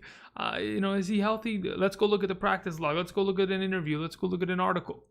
That's the kind of scrambling you have to do. Man, the Mixon and Josh Jacobs question is really interesting. I want to know what your guys' thoughts are. I don't know, man. That's a good one. Alex K says, which first round rookie wide receiver has the highest upside? Highest upside for this season? I do think that it's either what's it called? Henry Ruggs, or how am I gonna blank on this name? What am I doing? The guy that's on the Broncos, Jerry Jeudy. It's one of those 2 guys. CeeDee Lamb is going to be the wide receiver 3 of his respective team. One of those 2 guys have the biggest upside. Who? I like the Henry Ruggs on the Las Vegas Raiders thought process right now. So yeah. Danny says, I'm a commissioner in Dynasty League. Should I put an IR slot, and how much IR slots? Thank you. In a Dynasty, okay, look, even in a regular redraft league, I always put 1 IR slot, because I think it's detrimental to your team if one of your players is going to miss 4 weeks, and then you have to leave him in your bench, and it really will kill your depth throughout those weeks. So you can't go and pick up a guy because you can't drop him. That's why I really do believe in IR slots. I think everyone should have at least 1 in your redraft league. Now, in terms of in a dynasty format, if your rosters are 25, 30 players, you need to have at least 2 IR slots, in my opinion, minimum. If your rosters are that wide. I've played in dynasty leagues that are, 30 picks. I have 30 players. I need more than 1 IR slot so that maybe I can go and take a risk on somebody else. I feel like that's a pretty decent idea. Jose Torres says, what defense will be the Patriots for this coming year? At this moment in time, I've been doing a lot of research on strength of schedule, right? I've been setting up so I can record the video for strength of schedule running backs and wide receivers and all that kind of jazz for 2019. everything that I've seen, the Steelers are probably going to be just as good as they were last year defensively. So I'm thinking it's probably the Steelers. So yeah, we'll see though. Charles says, Living Island, Mixon. Yeah, okay. That's not a bad opinion. I've seen someone say Mixon. I've seen someone say Jacobs. It's kind of split down the middle. Alpha says, do you think Tyler Higbee has huge bust potential since his production was abysmal with Everett in the lineup? Now, it wasn't that his production was abysmal with Everett in the lineup. It was that he was not given opportunity until Everett got injured. And even when Everett returned, he was preferred over Everett. Now, the question is, will Everett come back? Will he play a role that takes away targets from Tyler Higbee? Very, very likely that there is a potential that occurs. Now, the other day, somebody asked me, Andrew, why are you so high on Cooper Kupp? Aren't they going to just transition to a 2 tight end set, 12 personnel, 2 tight ends, 2 wide receivers? When Coop is the second guy and he's not playing in the slot, he's hurting. I went and I looked at, let me go ahead and link it actually in the chat. I think a lot of you would find this to be a very interesting website, and to be honest, a very good resource. So I'll go ahead and link this in the chat right now. It's a resource that basically tells you what formations offenses ran last season. So I went and I looked at the Rams, and from weeks 13 through 17, I looked at how many times during the passing game they threw out of 12 personnel. They threw the ball 9 times a game out of 12 personnel in 5 weeks, so 45 times. While in comparison, 11 personnel with 3 wide receiver sets, it was like 70+% of the time. So I'll drop this link in the chat. So if you guys want to check that out, pretty much every team, there are different filters on top of the different formations. You can get an idea of who runs, 2 back sets, who runs what sets. I think this is one of the best things in terms of kind of determining a couple tendencies of teams overall. But either way, let's see. I mean, technically, they did increase their usage of 12 personnel in the back end of the season, but it's not enough to where I'm afraid of it. But again, Tyler Higbee, Everett, it's a good question. Let's see here. I scrolled and everything updated, and that's really annoying. Where am I going? Wow, where is the question? Okay, there it is.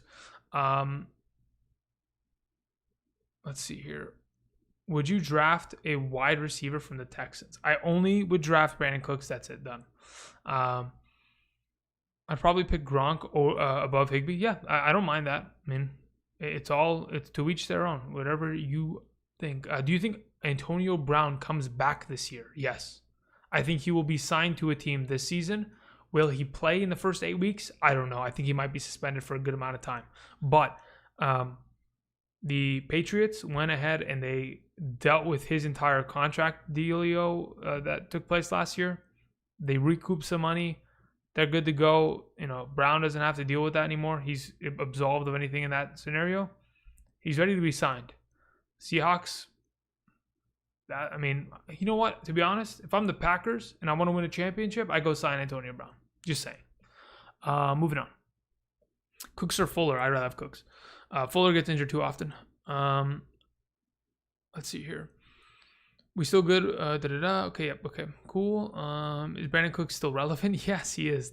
I'm telling you, he's still a good receiver. I mean, this is a guy that had 5 consecutive 1,000-yard receiving seasons on 3 different teams. Like, of course, just because it's his 4th team doesn't mean that, the quarterback play is still good.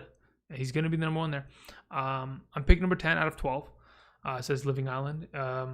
If he's still there, I might be able to go double RB. Yeah, you could go Mixon and Josh Jacobs. Not a bad start there in a dynasty startup. He's 1 concussion away from retirement. Relax, Charles. Okay, listen. I understand his concussions have been bad, but he's only missed 2 regular season games in the last 4 seasons, and it was just last season. That's why a lot of people are kind of afraid of him. Lindsay said that he expects 5 to 10 touches per game. Really, I'd like to see that article. So what's your thoughts on Melvin? His receiving game, touchdown gravity, says he's finally running behind a decent offensive line, which is true. Wow. Okay. I'd actually like to, I'm gonna go look for that soon after this stream. That's interesting. That Lindsey's even saying, "Yeah, I'm playing the backup role." Interesting. I mean, if that's the case, if Lindsey's not going to be, I mean, still 10 touches a game, so it's a pretty big difference. But Melvin Gordon did that with Austin Eckler the last couple of years. Melvin Gordon's still, reliable running back. Passing game, prior to Austin Eckler, Melvin Gordon was like the number 2 receiving option in terms of receptions every year for that team, right behind Keenan Allen. So he's definitely a good receiving option. The guy right after me took him. Oh, dude, I'm sorry. Alpha says, thoughts on Brandon Cooks and AJ Green? AJ Green, I don't know, man. I'm afraid of AJ Green, always. Also, any thoughts on... Okay, we'll get to that one in a second. I think they have huge upside. I think they do as well. I'm not sure. I'm not buying them at their current price. Yeah, I agree. I think the current price of AJ Green is way too high, and it should be dropped. Any thoughts on Usman versus Masvidal? Okay, so I watched the entire UFC this past week. Very fun. Overall, this is the thing. And I'll even say the same thing about the Holloway fight against, goodness gracious, Volkanovski. The thing is, you have to beat the champion, right? If you go into the ring, you have to definitively beat him or TKO him or submit him. You have to somehow end him in that 5 rounds. Otherwise, typically, you're not going to win the belt. I mean, this has kind of been happening a lot as of late in terms of the UFC. We go back to John Jones' last title fight. That guy battered him in the first 3 rounds, but it didn't matter because John Jones still looked like he was dealing damage and was fine in the 4th and 5th. If you don't win 4 out of the 5 rounds, or at least end it, you're not going to win. And when you fight against a guy like Usman who wants to just wrestle you the whole time, you're never going to have the opportunity to do so. I mean, Masvidal was fine in the first round, had a lot of strikes, but I mean, where does it go from there when a guy just wants to take you to the ground and hold you there and then just impose their will? That's the thing with Khabib, right? You can't really deal with Khabib because of the fact that he takes you down, and even more than Usman, to an extra degree, he batters you on the ground. I mean, the ground and pound is just ridiculous there. But anyway, enough of UFC. Moving on. UFC's fun, dude. Really is, especially when there's no sports around. Really fun.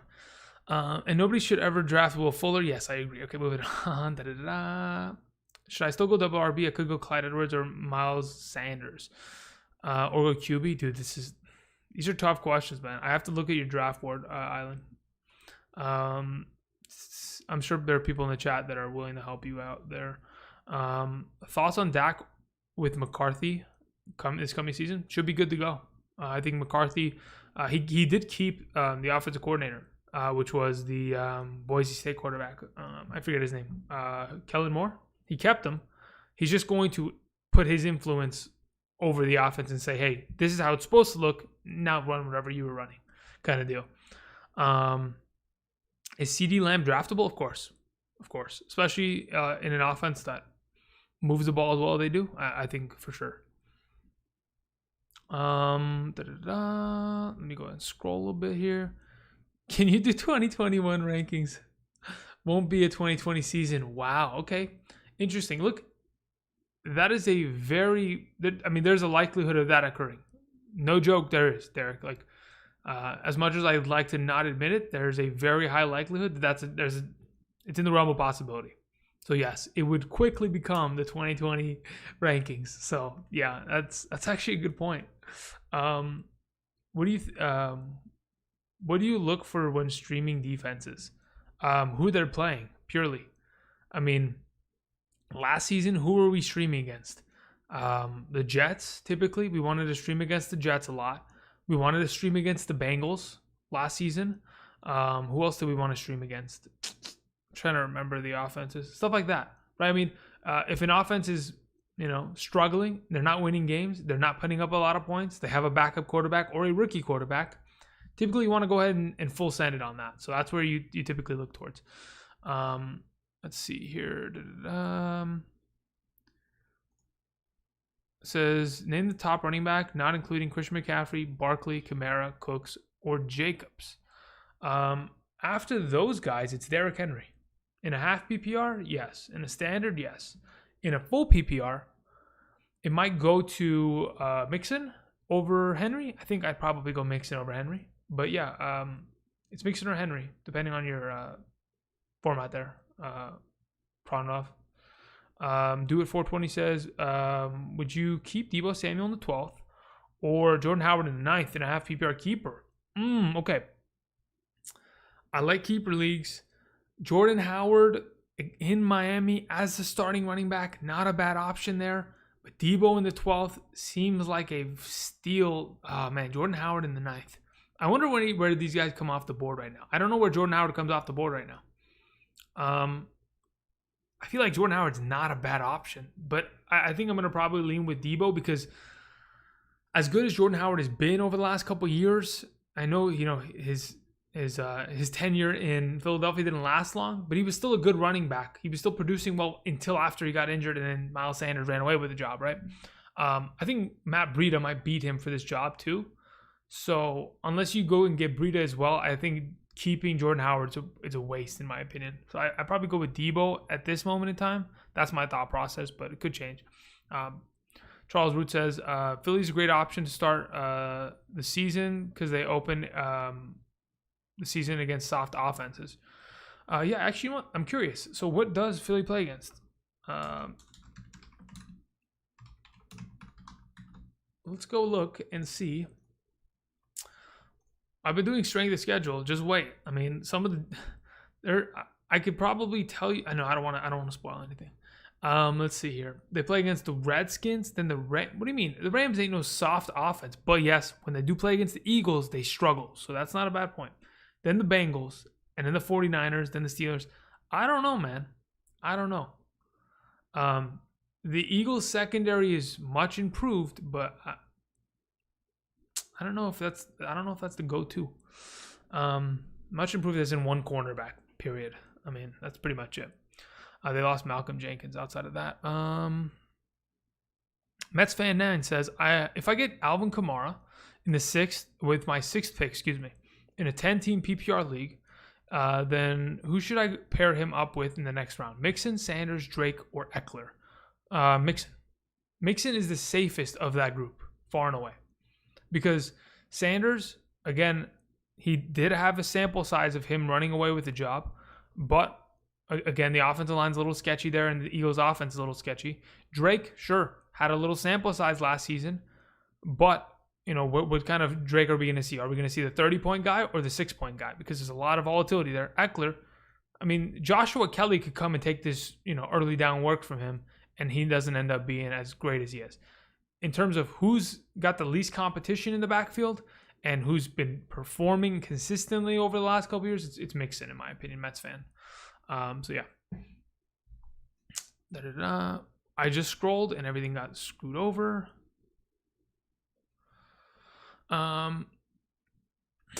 Okay, it says, so if the Rams play in 12 personnel most of the time, will you favor, I mean, the whole point of the link that I sent Alpha was that they don't play in 12 personnel most of the time. They don't at all. They play in 11 personnel 70+% of the time.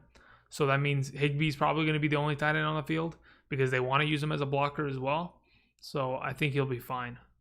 That was the point, but yeah, either way. What's my breakout running back? What's my breakout wide receiver? Those are questions that I got to think a lot about, actually, because I still I got to, break down more stats. I'm still not done. Just wait, be patient. Wisconsin 1976 says pick 2. Murray, as in Kyler, I'm assuming. Wait, or is it Latavius? I'm assuming QB Murray. Sorry, thank you. It was already a thing. I just didn't read it. Kyler Murray, Gurley, Tyreek Hill, Juju, or Kittle. I got to pick 2 of them for this coming season. It's Tyreek Hill and it's George Kittle. Yeah, those are the 2 guys I want. I mean, if this is a keeper league, then that's what I'm keeping. Is it a 2 QB pick? No, it's pick 2 quarterback. Oh yeah, so yeah, I'm keeping Kittle and keeping Tyreek Hill. I'll let Murray go. I'll let Juju go. I'll let Gurley go. Yeah. Alpha says, would you rather have Melvin Gordon or James Conner? After what I just read, someone put in the chat about Phillip Lindsay already admitting that he's going to touch the ball 5 times a game, potentially. Melvin Gordon might look like a better option. But they're both, hey, I got sketchy, knees, hurt all the damn time kind of running backs. But between the two of them, I might just lean with Melvin Gordon in this specific scenario. Which team and player has the least competition at running back outside the top 10? The least competition at running back outside the top 10. That's a good question. Let me go look at running backs outside the top 10. Who has the least competition? I mean, it depends. Does Frank Gore count as competition for Le'Veon Bell? That's outside of that, David Montgomery doesn't really have any competition on the ground, but he has it through the air. Gurley doesn't have competition at all, period. David Johnson does. Sonny Michel does. Darius Geis does. James Conner sometimes if Jalen Samuels shows up. Yeah, I think like Gurley is one of the guys that doesn't really have any competition. I mean, I don't really expect there to be competition in Atlanta's backfield. But yeah, that's just a name that I could throw out. Peter Garcia says, what's up, man? Thanks for the help last year. Yeah, no problem. Hopefully we can do it right back this year. Is Mark Ingram a good 3rd round pick? Depends where your league is going. If a lot of running backs are flying off the board and that's the best available player in comparison, then sure. I don't think he's a bad pick this year. It's just where does J.K. Dobbins, kind of sit in that equation? If Lamar Jackson is going to run the ball 176 times, I think it was, and Mark Ingram's going to run the ball 200 times, how much more room is there for anybody else? I think Mark Ingram could probably have this job locked down for this year. Good to go. Thoughts on Ingram, Mostert, and Ronald Jones? Ingram should be fine. Mostert, we'll see where he lands. If he re-signs, he'll be fine. Ronald Jones, question mark. Jeff, sorry. I don't really know. I mean, Ronald Jones is really a question mark at this point. But hopefully, now that he's in his 3rd year, will show up to games, unlike the first 2 years. I know last year he was fine, but let's see here. Sorry if this was already asked, but what rookies are you targeting? Again, it's all relative to where they're being drafted. I really like Jalen Reagor as a wide receiver late in rounds. I also don't mind Keyshawn Vaughn right now as a later round guy in a PPR format, half or full. Those are guys that are later in the rounds. In terms of early rounds, I'm still, the jury's still out on whether I want to target, a guy like Clyde Edwards in the 2nd round. Because yes, there's a lot of, availability. There's like 300, 400 touches available on the ground and through the air combined for running backs in, the Chiefs system. If he ends up being the Kareem Hunt of that offense, then, of course he's worth, he's even worth a 1st round pick because there's the offense in it as a whole. But anyway, let's see here. If you get tested for COVID-19, it counts as a case. That's why there's some interesting. Okay. Let's see here. Where in the heck? I scrolled and it took it away. Catching up. Okay. Let's see here. Would you draft Travis Kelce in the 3rd round or lose out on a good running back or wide receiver in the 3rd round? Would you draft Kelce in the 3rd and lose out on a good? Yeah, I would draft Kelce in the 3rd. Is it a half or full PPR? 100%. If Travis Kelce falls to you in the 3rd round, 100%, no questions asked, he's on my roster.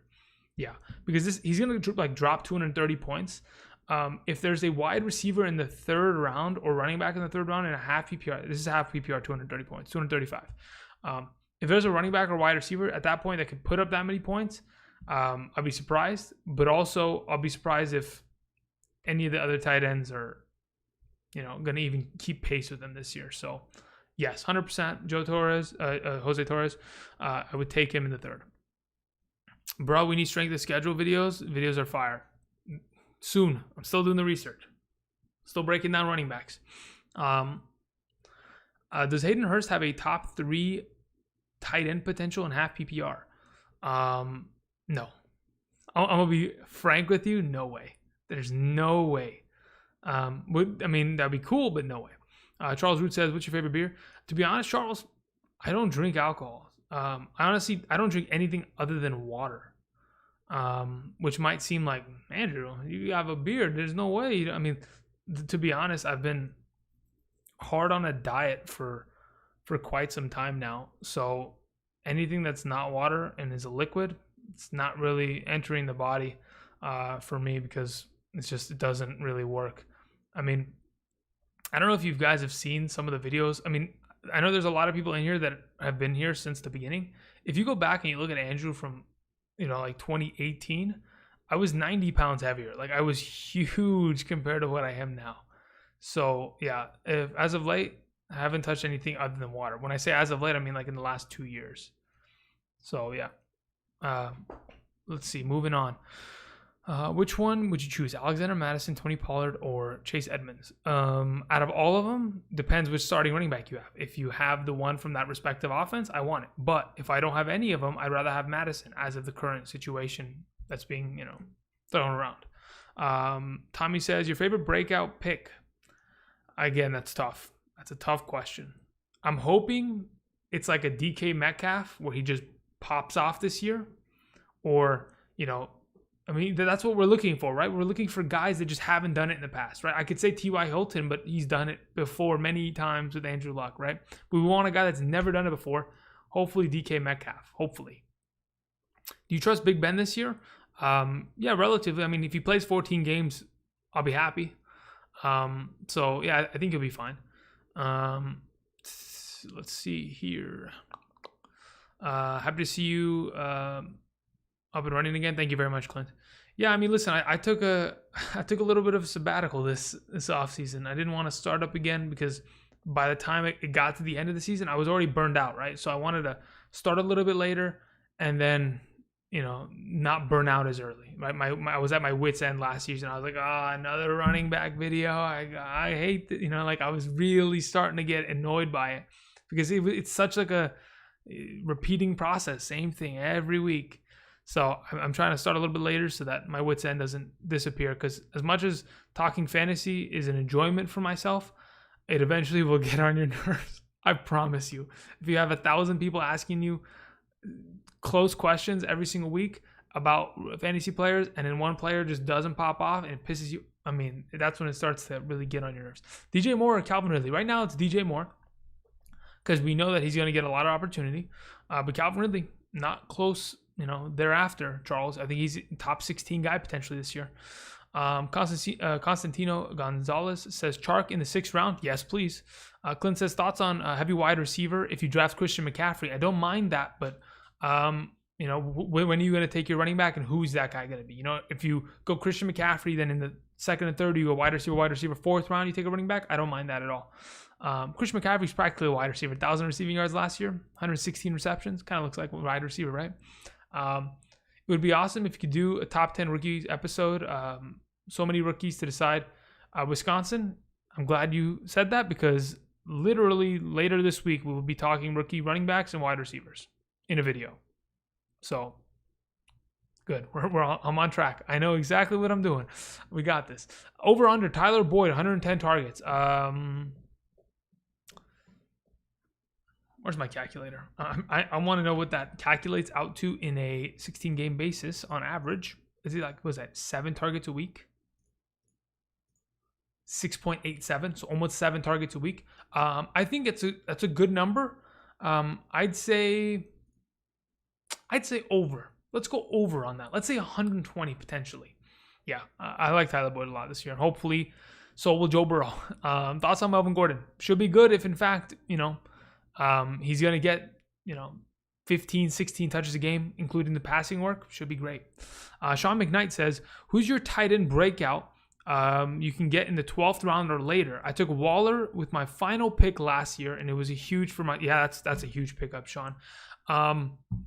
There's a lot of guys that, there's no rookie tight ends that I want, period, right? I don't want rookie tight ends. But another guy that I didn't mention earlier. So earlier I did mention Jack Doyle with Phillip Rivers, Eric Ebron with Ben Roethlisberger. But the other guy is, did I just forget it again? Oh gosh, no. How did it was at the tip of my tongue, but then I had to mention the guys I talked about earlier. What did I just do? 12th round or later tight end. Son of a gun. Jimmy Graham. Okay. If Nick Foles is the starting quarterback of that offense, we all know Nick Foles loves to throw the ball to Zach Ertz, right? He did that every damn time. Matt Nagy was the former offensive coordinator for the Chiefs. If they want to build something Chiefs-wise, where they use the tight end a lot, like they used Travis Kelce all those years back when Matt Nagy was there. Jimmy Graham in Chicago, not a bad option. Just saying. We'll see as the offseason progresses. But again, I mean, the go-tos are going to be like Jonnu Smith or a Hawkinson or Noah Fant. But this is like deep, super late guys, regardless. Peter Garcia says, who's your number 1 through 5 picks? Is Christian McCaffrey still obvious one? Yes. Christian McCaffrey, Saquon, Zeke, Kamara, and either Henry or Cook or Michael Thomas. One of those. Okay, let me scroll up a little bit here. Sean McKnight says, your Hidden Gems videos are the best. Thank you very much. I appreciate that. Now that we have, I can manipulate my background, I'm going to be going to a lot of these places with the gauntlet. It's going to be fun. Better last draft pick, Robbie Anderson or Antonio Gibson? Let's say, for example, Antonio Gibson somehow gets the job. That means that Darius Guice went down with an injury, Adrian Peterson went down with an injury, and Peyton Barber went down with an injury. That's how many running backs there, and Bryce Love, and J.D. McKissick. You know how many running backs the Washington Redskins have? Just the fact that they have like 7 guys on roster right now at running back makes me want to just never draft another Washington Redskin running back ever again. So let's go Robbie Anderson. But Antonio Gibson could be good. Alpha says, would you take Kenny Golladay in the 3rd round over Travis Kelce or George Kittle? Wow. If Kenny Golladay drops to the 3rd round, who's a 2nd round guy? So the question is, would I rather, I mean, it doesn't matter what round. Would I rather have Kenny Golladay or Travis Kelce, period? End of sentence. Wow. Okay. Let's see. Mr. Kenny Golladay. What did you produce last year? You ended up putting up 200. But he's going to be better. Oh, man. I think I go with Kelce just for the safety. And I don't really have to worry about Matthew Stafford's injury. I probably go Kelce there. But it's close because Kenny Golladay is going to be a monster this year. Calvin Johnson's coming back. But he's going to have a different number and a different name on the back of his jersey. Moving on. Clint B said, you disappeared and suddenly dropped all those top 10 videos. And I was like, yes. Yep. I disappeared for a while. DB coming back saying OnlyFans ? Smiley face. Oh my God. Cool background, by the way. Thank you. See that? The Super Bowl trophy's behind me. I'm stopping you guys from getting there, Kappa. I'm joking. I'm going to lead you to the championship trophy if I can. Ta-da, Okay, regardless. DB, how dare you? Disrespectful. This dude asks every day. It's a joke and it's a running joke and I love it. That's all I can say. Let's see here. Kyle Willis says, full PPR. Rank them in order: Mixon, Jacobs, Eckler, and Chubb. Oh, okay. Man, that's tough. If Eckler's going to touch the ball as much as he did last year, I want to actually see something really quickly before I make a definitive statement on this. Where was Nick Chubb in a full PPR last season? Nick Chubb finished 7, 279. Okay. So at this point, I think it's safe to say in a full PPR, I go Mixon, Eckler, Chubb, Jacobs. That's probably where I'd go with right now, Kyle. Hoping that Eckler has the upside of being the best of the 4 in a full PPR, but we'll see. But yeah, Mixon, Eckler, Chubb, Jacobs, full PPR. That's my thought process right now. I'm at the 101, okay. And by the time it's my turn again in mock drafts, my choices of RB2 are just gross. Can't see myself taking Fournette at the turn. Usually get Mark Ingram in the 4th. Not a bad option, Clint. Yeah, Fournette in the 2nd and 3rd round. Okay, 3rd round Fournette's not a problem because he has so much work in the passing game. I think he caught the ball, 70 times last season? It's a great number. But, again, Fournette, sketchy. He's still a good running back. Injury concerns, a little bit of, I don't know. I guess there's some sort of problem between him and the front office. Whether that gets him traded, I guess we'll just have to wait and see. But you know what I'd like to see? I'd like to see somehow, some way, Leonard Fournette gets traded to the 49ers. Anybody else with that? Anybody? No? Okay. Moving on. What does this say? It says, thank you for answering all my questions, Andrew. More of these Q&As would be great. Yeah, I'll try to, do as many as I can again. When I have time, when I'm ready to go, I'll hop on. It'll be short notice. Today was short notice. I think I posted it at like 4 o'clock that I'd be streaming at 5. A little short notice. Thanks you guys, being able to make it out to this to the stream. Quick reminder while we're talking about the stream, if you guys could click the like button on it. Really does make a difference. I know there's 40 of you in here. I don't even know what the number is at anymore, but it really does help me out as a channel overall if I get more likes. We're trying to manipulate the what's it called? We're trying to manipulate the algorithm. So likes would be preferential. Thank you. I'm also debating between picking Dak Prescott in the 6th and Drew Brees in the 11th. Yeah, I mean, it depends on where you're going. I mean, Alpha, if you're playing in a 6-point per passing touchdown league, then maybe Drew Brees is the better choice. But if it's 4-point and rushing yards are more of a commodity to have with 250 extra ones and maybe 3 rushing touchdowns coming in your direction, maybe Dak's the better pick. But again, when you're picking earlier quarterbacks, your depth overall is going to diminish. Wisconsin says, thank you for taking all my questions. Bailed me out many times. Should be Andrew's, what is it? The bail bond man. Oh my God. That's funny. Thanks again, Wisconsin. Let's see here. On Best Ball, Scott Fishbowl Satellite League, okay. If you have Ertz, would you go after Goddard or pick up another tight end if he's available? Do you guys see Goddard get knocked out in that bar this offseason? Dude, that was a nasty hit. I mean, he was like hospitalized, crazy. Regardless, if I have Ertz, would I go with Goddard? Okay, so if I played Scott Fishbowl last year. Rosters are humongous. So you have the possibility, and I think it's a tight end premium, right? So it's 1.5 points per reception for tight ends, and then 1 point per first down, something like that, if I'm not mistaken, or a half point. Regardless, Goddard is not a bad idea to pair.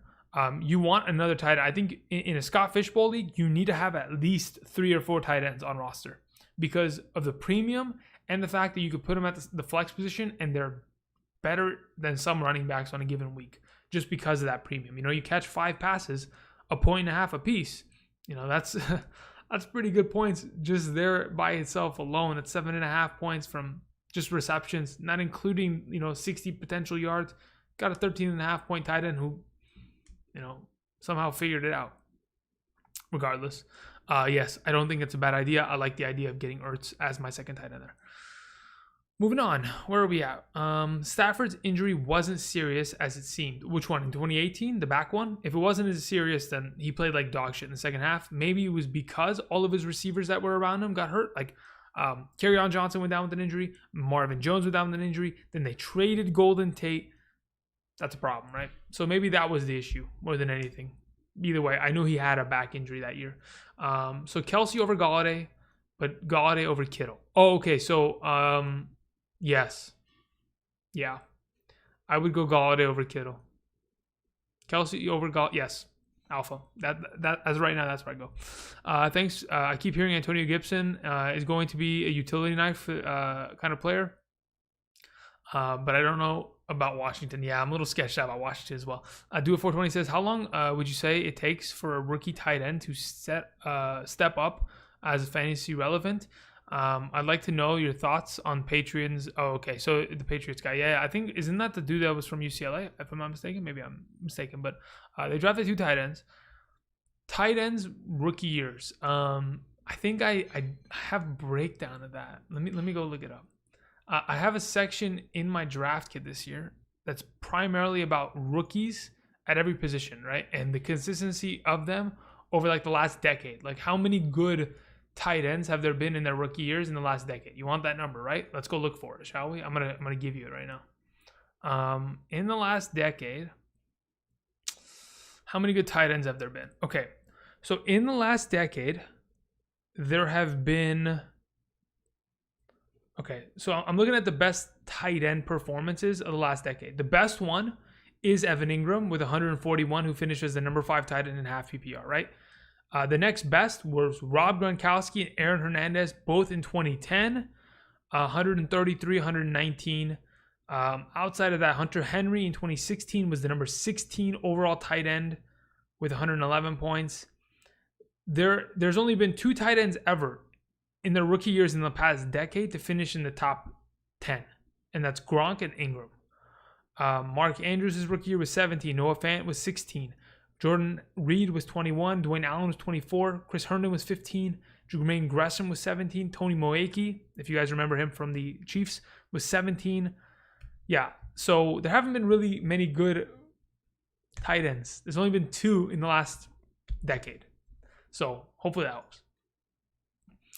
Tony Moeki, man. These are the names that I miss, man. I miss these fantasy prospects. Am I crazy? Or do you there's some names in fantasy that are just, I don't know. Like the Ben Jarvis Green Ellis, right? That's always the name that comes to mind, right? One of the craziest names ever. But like TJ Hujmanzada. Like these are, I don't know why 2 Cincinnati Bengals came to mind, but these are the names, dude. These are the old school guys. Mohamed Massaquaz, like just crazy names. I remember Dwayne Bowe. Ooh, some good players. Just thinking of Chiefs. Anyway, let's go ahead. Let's see here. Antonio Gibson may be slotted in a wide receiver position since he's a wide receiver / running back. What do you think about this possibility? Jose, that's a good point. I haven't really looked into that, but I will. And thank you for bringing that to light for me. I'll go ahead and check that out and see how that develops. Again, it's going to be a matter of whether he can play in the slot position because he's not going to play anywhere else. Steven Sims Jr. is probably sitting in that slot position for them. He played really well in the back half of last season, so I don't know if he'll outproduce him, but there's a possibility. Also, there's that little, I know, I'm gonna forget his name. A little slot wide receiver, for the Redskins, or formerly the Redskins.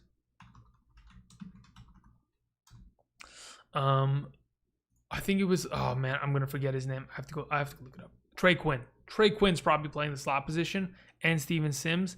I doubt there's a possibility that he's playing wide receiver. I mean, he could line up outside, but I don't know. Let's see here. Is Gronk a good late tight end option, or is there one too many tight ends at Tampa Bay? I think he's a good option if he's going to get the red zone work. Excuse me.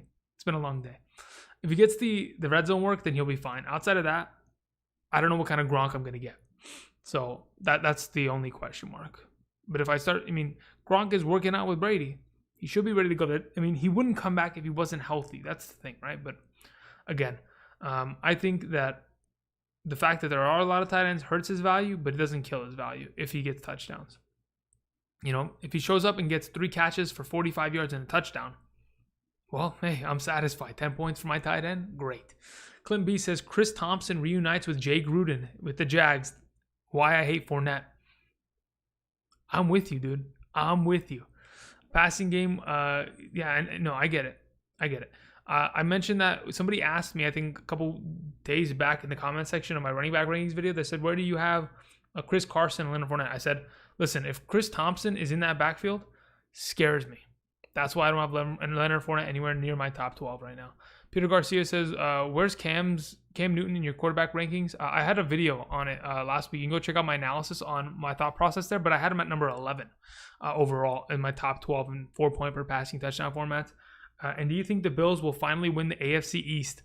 Will it be the first time in the past, decade that they win? What is it? I think it's the Patriots that won the last 10 AFC East titles, if I'm not mistaken. No. With Cam Newton on the Patriots, I think the Bills don't get it done. Honestly, I think Cam Newton really brings another level to the Patriots offense, and they just take another step forward. Alpha says, thanks, Andrew, so much for helping me out this last season and winning the chip last season. Planning on becoming a constant Patreon. Appreciate it. Wait until August. I'm telling you, August. That's when the draft kit will be ready. All the information will be ready. August Patreon. Okay? Cool. Moby One. Moby One is one of the best. I'll let you guys know right now. Moby One in the chat right now is one of, if not the best fantasy football players that is probably in this chat. The amount of conversations I had with him last year, and he would fight me on my opinions to the point where I was like, dude, this guy knows more than me. Moby One, glad you're here. You know, you're a gentleman and a scholar, and there's not many of us left, so thank you for showing up. I always gotta rep you, Moby One. You're one of the homies. Let's see here. Do you dare go no RB in the first 2 picks? No, I don't want to do that. I would never do that, but I could see the argument for it, but I don't want to do that this year. The only time you ever go double wide receiver is if you take Michael Thomas, like in the middle of the first, and it comes back to you and somebody really fell. Like, let's say, for example, Julio Jones fell to you in the second round, in the middle of the second round, then I can consider it. But I don't want to sit at the end of the first round and go Tyreek Hill and Chris Godwin and hope. I don't want to do that. It's too sketchy in my opinion. Where are we at here? Thanks, buddy. No problem. DB says, shouldn't Devontae Adams be the number 1 wide receiver taken this year since Aaron Rodgers only wide receiver? No. I don't think he's going to get as much. Look, his opportunity's there, right? I think he's the only wide receiver to have 4,000 yards and 40 receiving touchdowns since 2016. He's the only wide receiver to complete both those, right? His touchdowns are going to reignite this season. His yards are going to be there. His opportunities are going to be there. You go back and you look at the last 4 or 5 weeks of last season, the dude was back to averaging his 15 plus points a week. So he's going to be a top 3, 4 guy, assuming he stays healthy. But is he the number 1 wide receiver? No. I don't think you can. You can't skip Michael Thomas this year. You just can't. Clint B coming back with more information on Stafford. Says Stafford suffered a transverse process fracture. Yes, it's okay. We're taking. Okay, cool. Just saying nothing to worry about. Okay, cool. All right. Yeah, I'm not really worried about that as a lingering injury. I'm more just worried about something else happens to him and he misses another season because of injury. Trey Quinn is the dude. Yep, DB. Good call. Jason Brown says, what's your thoughts on Adams this year? To Devontae Adams, my number 2 wide receiver. Go check out the rankings. I have it up on the channel. Should be good to go. He's one of the better ones in the group sillies. Keep trade cut. PPR. Redraft. Preston Williams. Denzel Mims. Hunter Renfrow.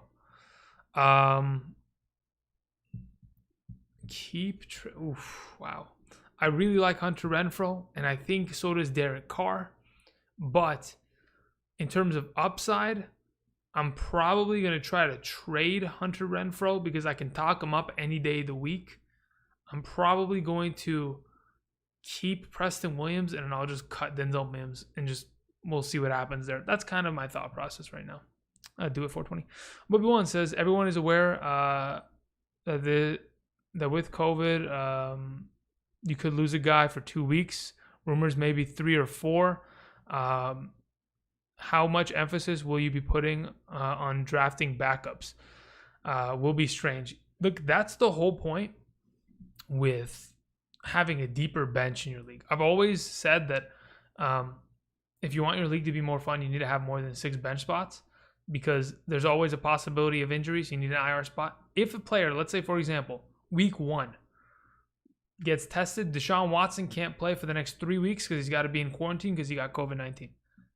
Dude, the year is going to be a mess. I mean, the possibility of that is very likely, and it scares me because, holy moly, how much scrambling we're going to have to do. And then how much, anticipate. Oh, rumor is he got tested today. No results yet. I'm panicking because holy crap, that means he's going to miss multiple games, to say the least. He's not going to be able to come back and join the team to even practice for a couple weeks. You bring up a great point, Moby One.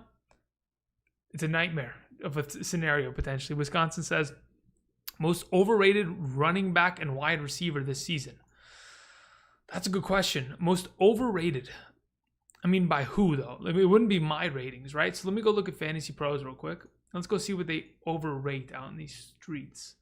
While I do that, let me go ahead and look at another question. What's your... excuse me. It updated, and it scrolled really far.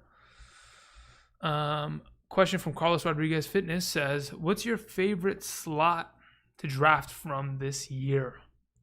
To be honest, it depends what kind of a format. Otherwise, I don't mind having an early pick any year. I mean, if I can lock down Cristian McCaffrey at 101, I'm good to go, dude. I'm satisfied because he pretty much is 2 players in one. But I never really shy away from any spots from drafting. I think maybe the worst spot to draft every year is number 9, perhaps. But yeah, it just depends on what ends up falling into your lap. Most overrated players. I'm trying to look down the list. I'm afraid that Kenyon Drake might be one. I know I've hyped him up. I'm afraid that he might get, a little too juiced up and then just disappoint people. Who else overhyped this season? I don't really think. I think Cortland Sutton will be fine. I'm looking at a list of a lot of players. A lot of you, Terry McLaurin might be overhyped. So we'll go with that. We'll go with that for now, at this point in time. Leonard Fournette maybe a little bit by, a couple people's standards. Let's see here. So anyway, we were trying to go and see. Okay, what's the next comment here?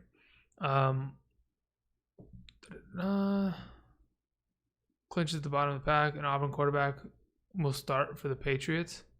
Interesting. What up, guys? Yep. Fun fact: the Colts have won the AFC East. That's impossible. Like the Baltimore Colts? Oh, dude. Hey, listen, dude. I don't know if that's actually true, but if it is, that's disgusting. Would you be worried about drafting Chris Carson as one of your running backs? No, I wouldn't be. All signs are pointing to, I looked at the injury that he had. I looked it up. I looked at the potential time that he could miss. He should be back and ready to go by, 2 weeks from now. He should be the starting running back, taking starting running back reps for the team. And I'm not afraid of Carlos Hyde. Nick Chubb played him underneath the table. Let's not forget Chris Carson's a 7th round pick. He doesn't mean anything to the team. The fact that he starts is because he's better than the competition. Again, they spent so much money locking down Rashad Penny as a first rounder. They're in no hurry to push him because Chris Carson is just the better back. I know he fumbles a lot. Moby One would definitely tell you that that's definitely the case. But yeah. Jalen Reagor over Deontay Johnson. No. I like Deontay Johnson more. I know what he's in line for. I know his capabilities now that I've seen him play in the NFL. I like the idea of Ben Roethlisberger's number 2 as Deontay Johnson probably being a better pick, but I really like Jalen Reagor. Good question. Cade Green says, Jarrett Stidham will be the Patriots starter by the end of the regular season. Cam will either be injured or benched. They'll stick with Stidham. Interesting analysis. I doubt it. 100%. Eric Frank says, what's up, Moby? How are you guys feeling about pulling the trigger on David Johnson at his current ADP? It's all, look, at his current ADP, let's see here. Half PPR, where is Mr. David Johnson? David Johnson's coming off the board as pick number, the 21st running back off the board, according to Fantasy Pros. Dude, I'm ecstatic about that. That's my opinion. Let's see here. Almost done. It's 7 o'clock. I got to be somewhere at 8. So I'll probably wrap this up in the next 25 minutes. So at 7:30, I'll close shop. Just kind of giving you guys a heads up. We've been here since 5, but it's been fun. Hopefully you guys have gotten your time's worth. Hopefully I've been answering questions best of my ability to help you guys out. Unless Lamar makes it to the 3rd round. I'm going 4 RBs unless Lamar... Really? Lamar is not making it to the 3rd round. I've done so many... Dude, Lamar is going in the 2nd or 3rd round consistently, just like Patrick Mahomes was last year. I think because of the fact that his rushing yards are there and they're probably not going to go away, it just leans people into drafting him earlier. Anyway. Steven says, what's your strategy when drafting first 3 rounds? I want workhorse running backs. I want guys that are going to touch the ball 20 times a game. I want 2 of them, minimum, end of the first 3 rounds. My 3rd pick is either a wide receiver in the 2nd or in the 3rd, or a tight end in the 2nd or 3rd. So depending on where I sit in my draft, in kind of relation with that, I typically want to get my workhorse running back, follow it up with another workhorse running back, and then either lock down my tight end one, which is either Travis Kelce the 2nd, or my wide receiver 1. That's my thought process right now. I think that's the way you have to play it. I know it seems like it's boring, but that's the way to find success. You could go triple RB. It has diminishing returns depending on what falls to you, right? If you grab 3 consistent workhorse backs, sure, we're fine. But if you grab your 3rd running back and he's not as consistent and you don't really know, then it could be, a little bit of a mistake of a pick. Caden Harper says, can you do a 10-team 10th pick? Yeah, I mean, listen, there's a bunch of different drafts that we can definitely go into. Typically, I like to do 12 teams. I know 10-team, they end up being like all-star teams overall. Dude, Moby 1 coming in with a huge donation, bro. Dude, can you... Listen, I got to gas you up a little bit, right? You don't need to come here with donations, okay? No more, Moby. Martin, enough. No more. Thank you very much. I appreciate it. It says, can you speak to having no preseason? Will it affect injuries? Yes, it will. For the first quarter of the season, I think it will. Will this change how you draft in compared to other years? How much more running back depth is? Yeah, how much more is it? Okay, so you make a great point. Thank you for the donation. I appreciate it. Okay, so here's the thing. Because training camp starts in 2 weeks, and I don't even know if that's the case. Again, like I mentioned earlier today, the NFLPA, the Players Association, hasn't even agreed upon a time to go back for training camp. Because we're starting late, and everyone's been working it on their own. Sure, we've all seen the Instagram and Twitter videos of Saquon Barkley just ripping up dirt, chopping his legs and going through ladders and catching them all. We've all seen those for a bunch of different players. Everyone's getting ready, but I guarantee you they are not in shape. I think I saw a post or an article the other day. It was about this trainer that he's like an NFL trainer for a lot of players. He reopened up last week. He had 10 NFL players show up, and he said that typically every year there's at least one guy that throws up. This year, 7 guys threw up. They're not in shape. Not only are they not in shape, because they're not in shape, it leads to more injury risk potentially occurring in training camp, which is going to completely shift everything if in fact big names go down in the preseason. If that's the case, we're going to have a lot of problems, and the need to draft depth for running back is going to be at an all-time high. It already is at an all-time high. I always say you can never have too many running backs on roster, right? Because you're for sure going to, at least worst case scenario, be able to trade one. But now, probably more than ever, if you're going to draft in early August, you definitely want to have your handcuffs locked down, because if you don't have them locked down and they end up getting, your starter gets injured, I mean, boy, you're at the mercy of your league and how you want to, if it's fab or if it's a continual rolling list or if it's based on your total record, dude, you can get screwed out of, a first round pick because he goes down in an injury. I mean, it was a couple years back, right, that Spencer Ware went down in the preseason. Kareem Hunt was born. From there, he took over the starting job, dropped 41 points, half PPR in the first week of the Patriots game, and he ran away with the job, right? We cannot have these injuries diminish our rosters to that point. to where we don't, have the RB depth or handcuffs ready. Again, if you have a bigger bench, you have more of an opportunity to gather more depth. Also, IR slots are necessary. So, thank you for the donation. Injuries are going to be a problem. COVID's going to be a problem. I'm trying to be positive, Martin, but you keep bringing it back to the reality of the world. Either way, you can never have too many RBs. That's for certain. Okay. I was answering Caden's question. 10-team, 10th pick. We could definitely do that in the coming days. I'm gonna put up a lot of mock draft videos, right? I mean, we're not even close to the beginning of the season. I know we're technically, 6 weeks from September, and then the first game is on that Thursday night. We're close, but we're not that close. We'll definitely get to a bunch of different drafts for certain, so we'll get there, kid. Jason Brown says, hoping for DJ makes it to the 4th. That would be awesome. Chauncey TV says, might have to carry 3 quarterbacks then. Yeah, that might be the case. DJ Chark is the most underrated wide receiver, followed by Woods. To be honest, I don't think you're wrong. Sean McKnight says, what do you think about Hopkins this year in Arizona? People keep saying the wide receiver in his first year with the new team most always sees production dip.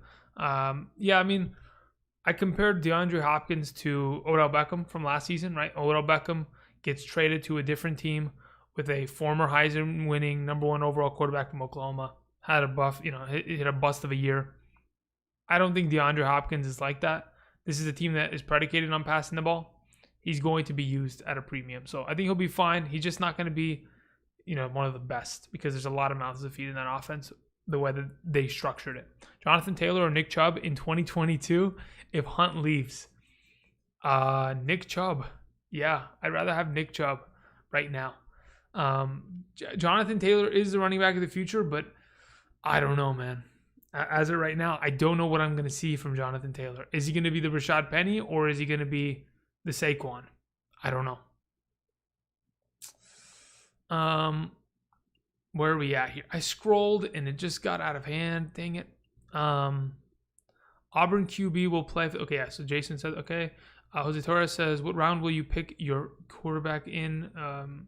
If it's okay, if I'm looking like if I'm hard set on drafting a running back, if I'm hard set on drafting a quarterback like Lamar Jackson or Mahomes in a 4-point per passing touchdown league, I want that in the 3rd round, right? I want it as late as I could possibly get it, but I think the 3rd round is the latest that you could possibly get it. So I'm thinking if you start at number 1, if you have Christian McCaffrey and you let it go and it comes back and Lamar Jackson's still on the board, and you can lock down Christian McCaffrey, Lamar Jackson, and, I don't know, another running back with your 3rd pick, it's not a bad start overall. But anyway. Carson over Connor in full PPR, yes. Thanks for the fun stream. Looking forward to the next video. Thank you very much. Do it 420. Jack says, what's a good tight end that you can trust? Trusting tight ends are the top 4. Kelce, Kittle, Ertz, Mark Andrews. Those guys, or you can even exclude Mark Andrews, right? Who has done it productively over a career? Kelce, Kittle, Ertz. Those are your guys. That's who you can trust far and away. Now, who do we hope is going to be similar to those guys is Mark Andrews and Darren Waller and Hayden Hurst. That's who we're hoping ends up being that. But the three guys you could trust are the guys that have done it over a sustained amount of time. And are in offenses that want to feed the tight end the ball more than anybody else. So hopefully that helps, Jack Ferda. Charles Vogel says, AK, you're the guru. Always good advice. Always good night. Good intel. Thank you very much, Charles. Appreciate it. Let's see here. It says, hey, remember your live chat for Buffalo and Philly last year? Yes. Dude, what was hilarious? Okay, so literally, just so anybody doesn't remember, so it was a Sunday morning, and everyone was arguing about the weather in Buffalo for a specific game. And they're like, I don't know if I should start Josh Allen or John Brown. The weather's terrible. There's no point. And I was like, guys, it says it's not raining what are we talking about? And I was looking at the weather report. Next thing you know, I get a DM on Twitter from a guy at the game says, dude, it's raining. Don't start these quarterbacks. I was like, okay, thank you very much. We got the intel. So we pretty much had, we had our in-source, a player at, or I don't know. We had our intel. Thank you very much. I can't speak a damn sentence without mumbling or fumbling. Regardless, moving on. Thank you for bringing that back up, Jason. That was a good memory. Alpha says, it's really hard to choose between Calvin Ridley and AJ Brown, but I think I'm sticking with Calvin Ridley in full PPR. Yeah, you could. I mean, the quarterback play, in my opinion, is better. I prefer Matt Ryan over, Ryan Tannehill at this moment in time.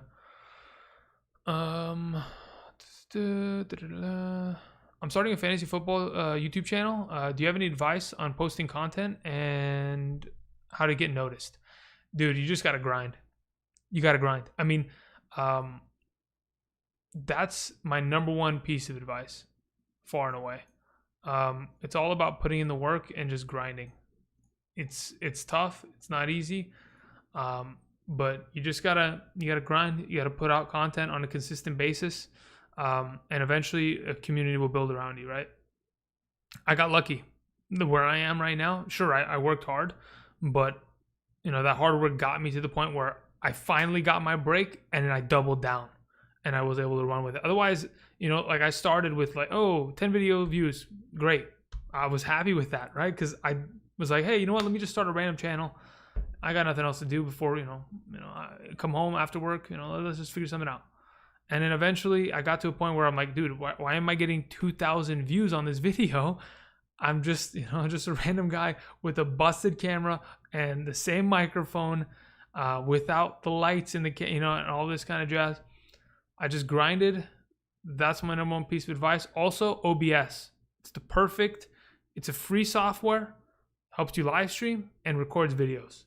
OBS, go get familiarized with it so that you can pretty much get everything done there. You can record your videos. You don't need anything else. If you want a free alternative to Photoshop, Canva, connected to your Google account, that's where I was making my first thumbnails. You go back to my old thumbnails, Canva. So yeah, good luck. Hopefully, you just got to put in the work. Should be fun. All right, let's see here. Again, I will be leaving at 7:30 if I don't get to all your questions. Actually, I'm going to go hyper. Okay, 7:30. Here we go. We got 12 minutes. When would you draft Mark Andrews, in the third or fourth? To be honest, I think he's worth it in the third, but I prefer him in the fourth. Will Jerry Jeudy already have an impact on the Broncos, or would you have to draft him late? I mean, I'm going to draft him late, but does he have an immediate impact? I think he does, because Drew Locke has another option to throw the ball to. It will help out Courtland Sutton. It'll help out Noah Fant, and it'll open up this offense to having just more threats and more capabilities moving down the field. So yeah, I think he's an immediate threat, but he's a late round pick on top of it. So it's a double whammy. The GOAT says, who's a late first, early second? Who in the late first, early second is most likely to break out as a top 5 RB? Mixon. Joe Mixon, Nick Chubb. Those are the two guys, in my opinion, at this moment in time. I don't know I don't think Dalvin Cook's going that late, but I think Mixon and Chubb are the two guys that could break into the top 5. I mean, again, it's going to be really hard to do so, but it's always possible for them to do so. Let me go ahead. Where do we go? If I skip something, if I skip your question, I know I haven't gotten to a couple of these. If I've skipped it in the past, I'm sorry. Just go ahead and post it, and I'll try to get to you. Let's see here. Are you buying into Miles Sanders hype? And do you play Dynasty? Yeah, I have one Dynasty league that I play in with my buddies. Outside of that, I am buying into the Miles Sanders hype. I do have him in Dynasty. It is exciting. I think Miles Sanders is going to be great. I talked about it in my video a couple weeks back when I talked about my running back rankings. Doug Peterson does not like using a singular running back in his offenses. Since he's gotten to Philadelphia, he always wants to use a running back by committee. Never given a running back more than 200 touches in a season on the ground. That all changed from last season. Miles Sanders got a lot of opportunity. He delivered on said opportunity As soon as Jordan Howard went down in week 10, bye week passed, week 11, from New England on, from 11 to 16, was averaging 16.5 fantasy points per game. I'm full in on the Miles Sanders train. I can hopefully get him in the second round. I'm excited about him. Thank you for the question, June Holy. Moving on. Jason said, LOL on Buffalo. Yep. I had, what is it saying? All I had the Browns last year, AJ, Hollywood, John. Yeah. I mean, that's not bad. It's not bad. AJ Brown and Hollywood Brown and John Brown. I mean, dude, those are 3 good wide receivers, and they're going to probably be, I don't know if they'll be as good this year. I don't know about John Brown, considering the addition of Stephon Diggs in offense. But anyway, Mark Andrews played on 41% of the Ravens snaps last year. I think it was less. I did research this offseason about tight ends, which is in my draft kit this season. He played less. I'll find the number in a couple seconds when my my Word document wants to load up. DJ Moore or versus Kenny G in a full PPR? Kenny G. That's where I'm going. I love DJ Moore, but Kenny G's just got far too much touchdown opportunity and upside. Andrews and Lamar won half my games last year. Yeah, I mean, they were monsters. They were absolute monsters. Okay, so am I getting some text messages? Yeah, okay. So really quickly, I will tell you exactly how many snaps Mark Andrews played last season.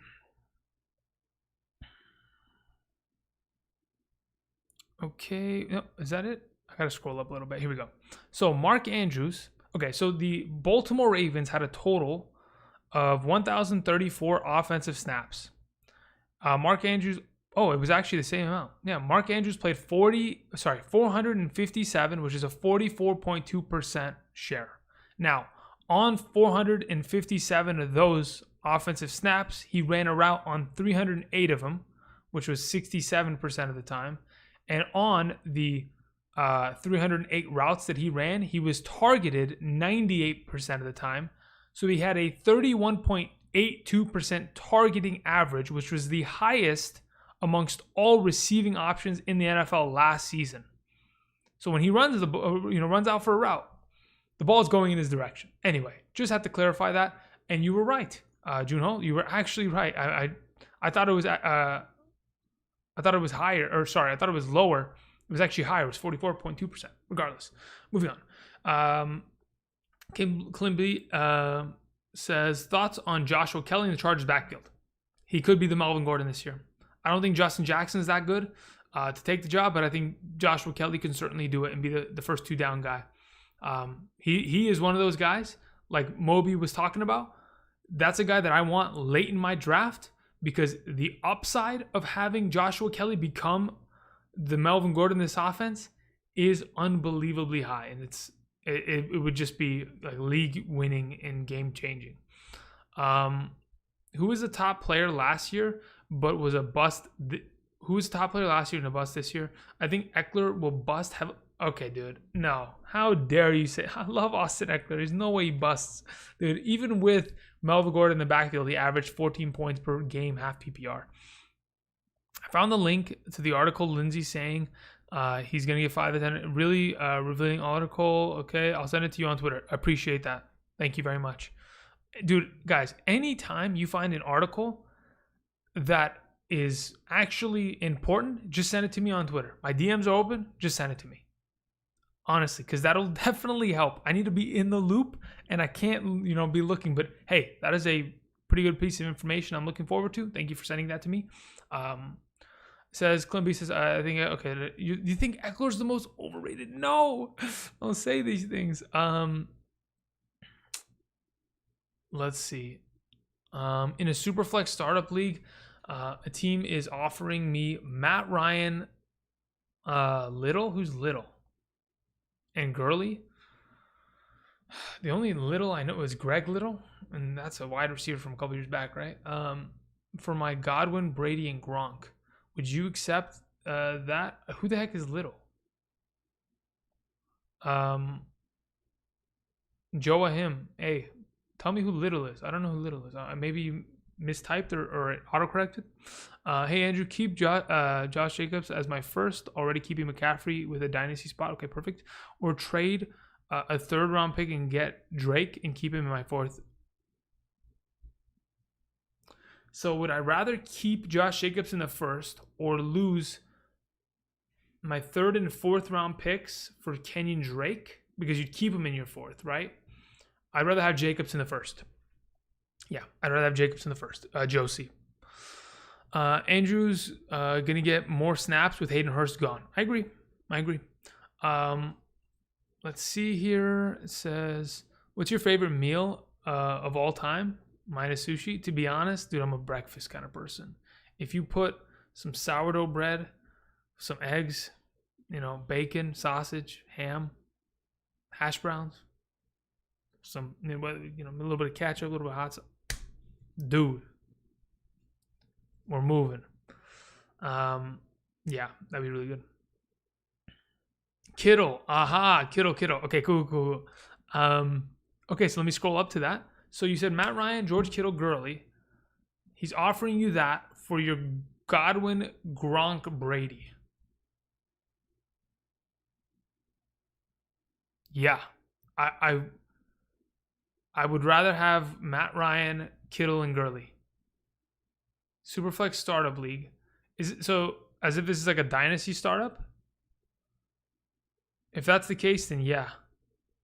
Yeah, Joachim, tell me, is it because Superflex startup, is this a redraft or this is a dynasty? If it's a dynasty, 100% take Ryan, Kittle, and Gurley because Brady and Gronk are at the end of their careers. Trust.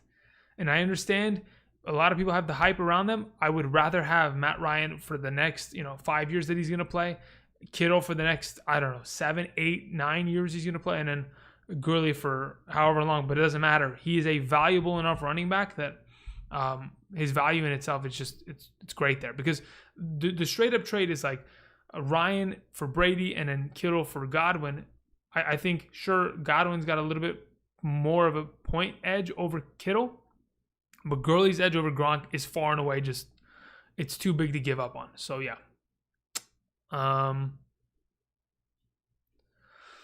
Let's see here. Grits and eggs, baby. Dude, everybody knew what he was talking about. The Kittle Little thing. Okay, Clint B says, I don't care what anyone says. I don't want to touch Eckler in the second round draft price tag. Yeah, I get it. Okay, anyway. Thank you everybody for coming. It's almost 7:30, so I'm gonna be on my way. I appreciate you guys coming out. My internet was actually good today. Maybe I jinxed it, but my internet was firing on all cylinders. We've done this before where I live stream and I am just getting crashed. Like Spectrum is just on a mission to put me out. But either way, thank you everybody for showing up. If there's any more questions in the chat, I will answer them right now. It's 7:28. Still got 2 minutes. Should be good to go. Let me go ahead. Checks the couple. Okay, cool. Sent me the DM.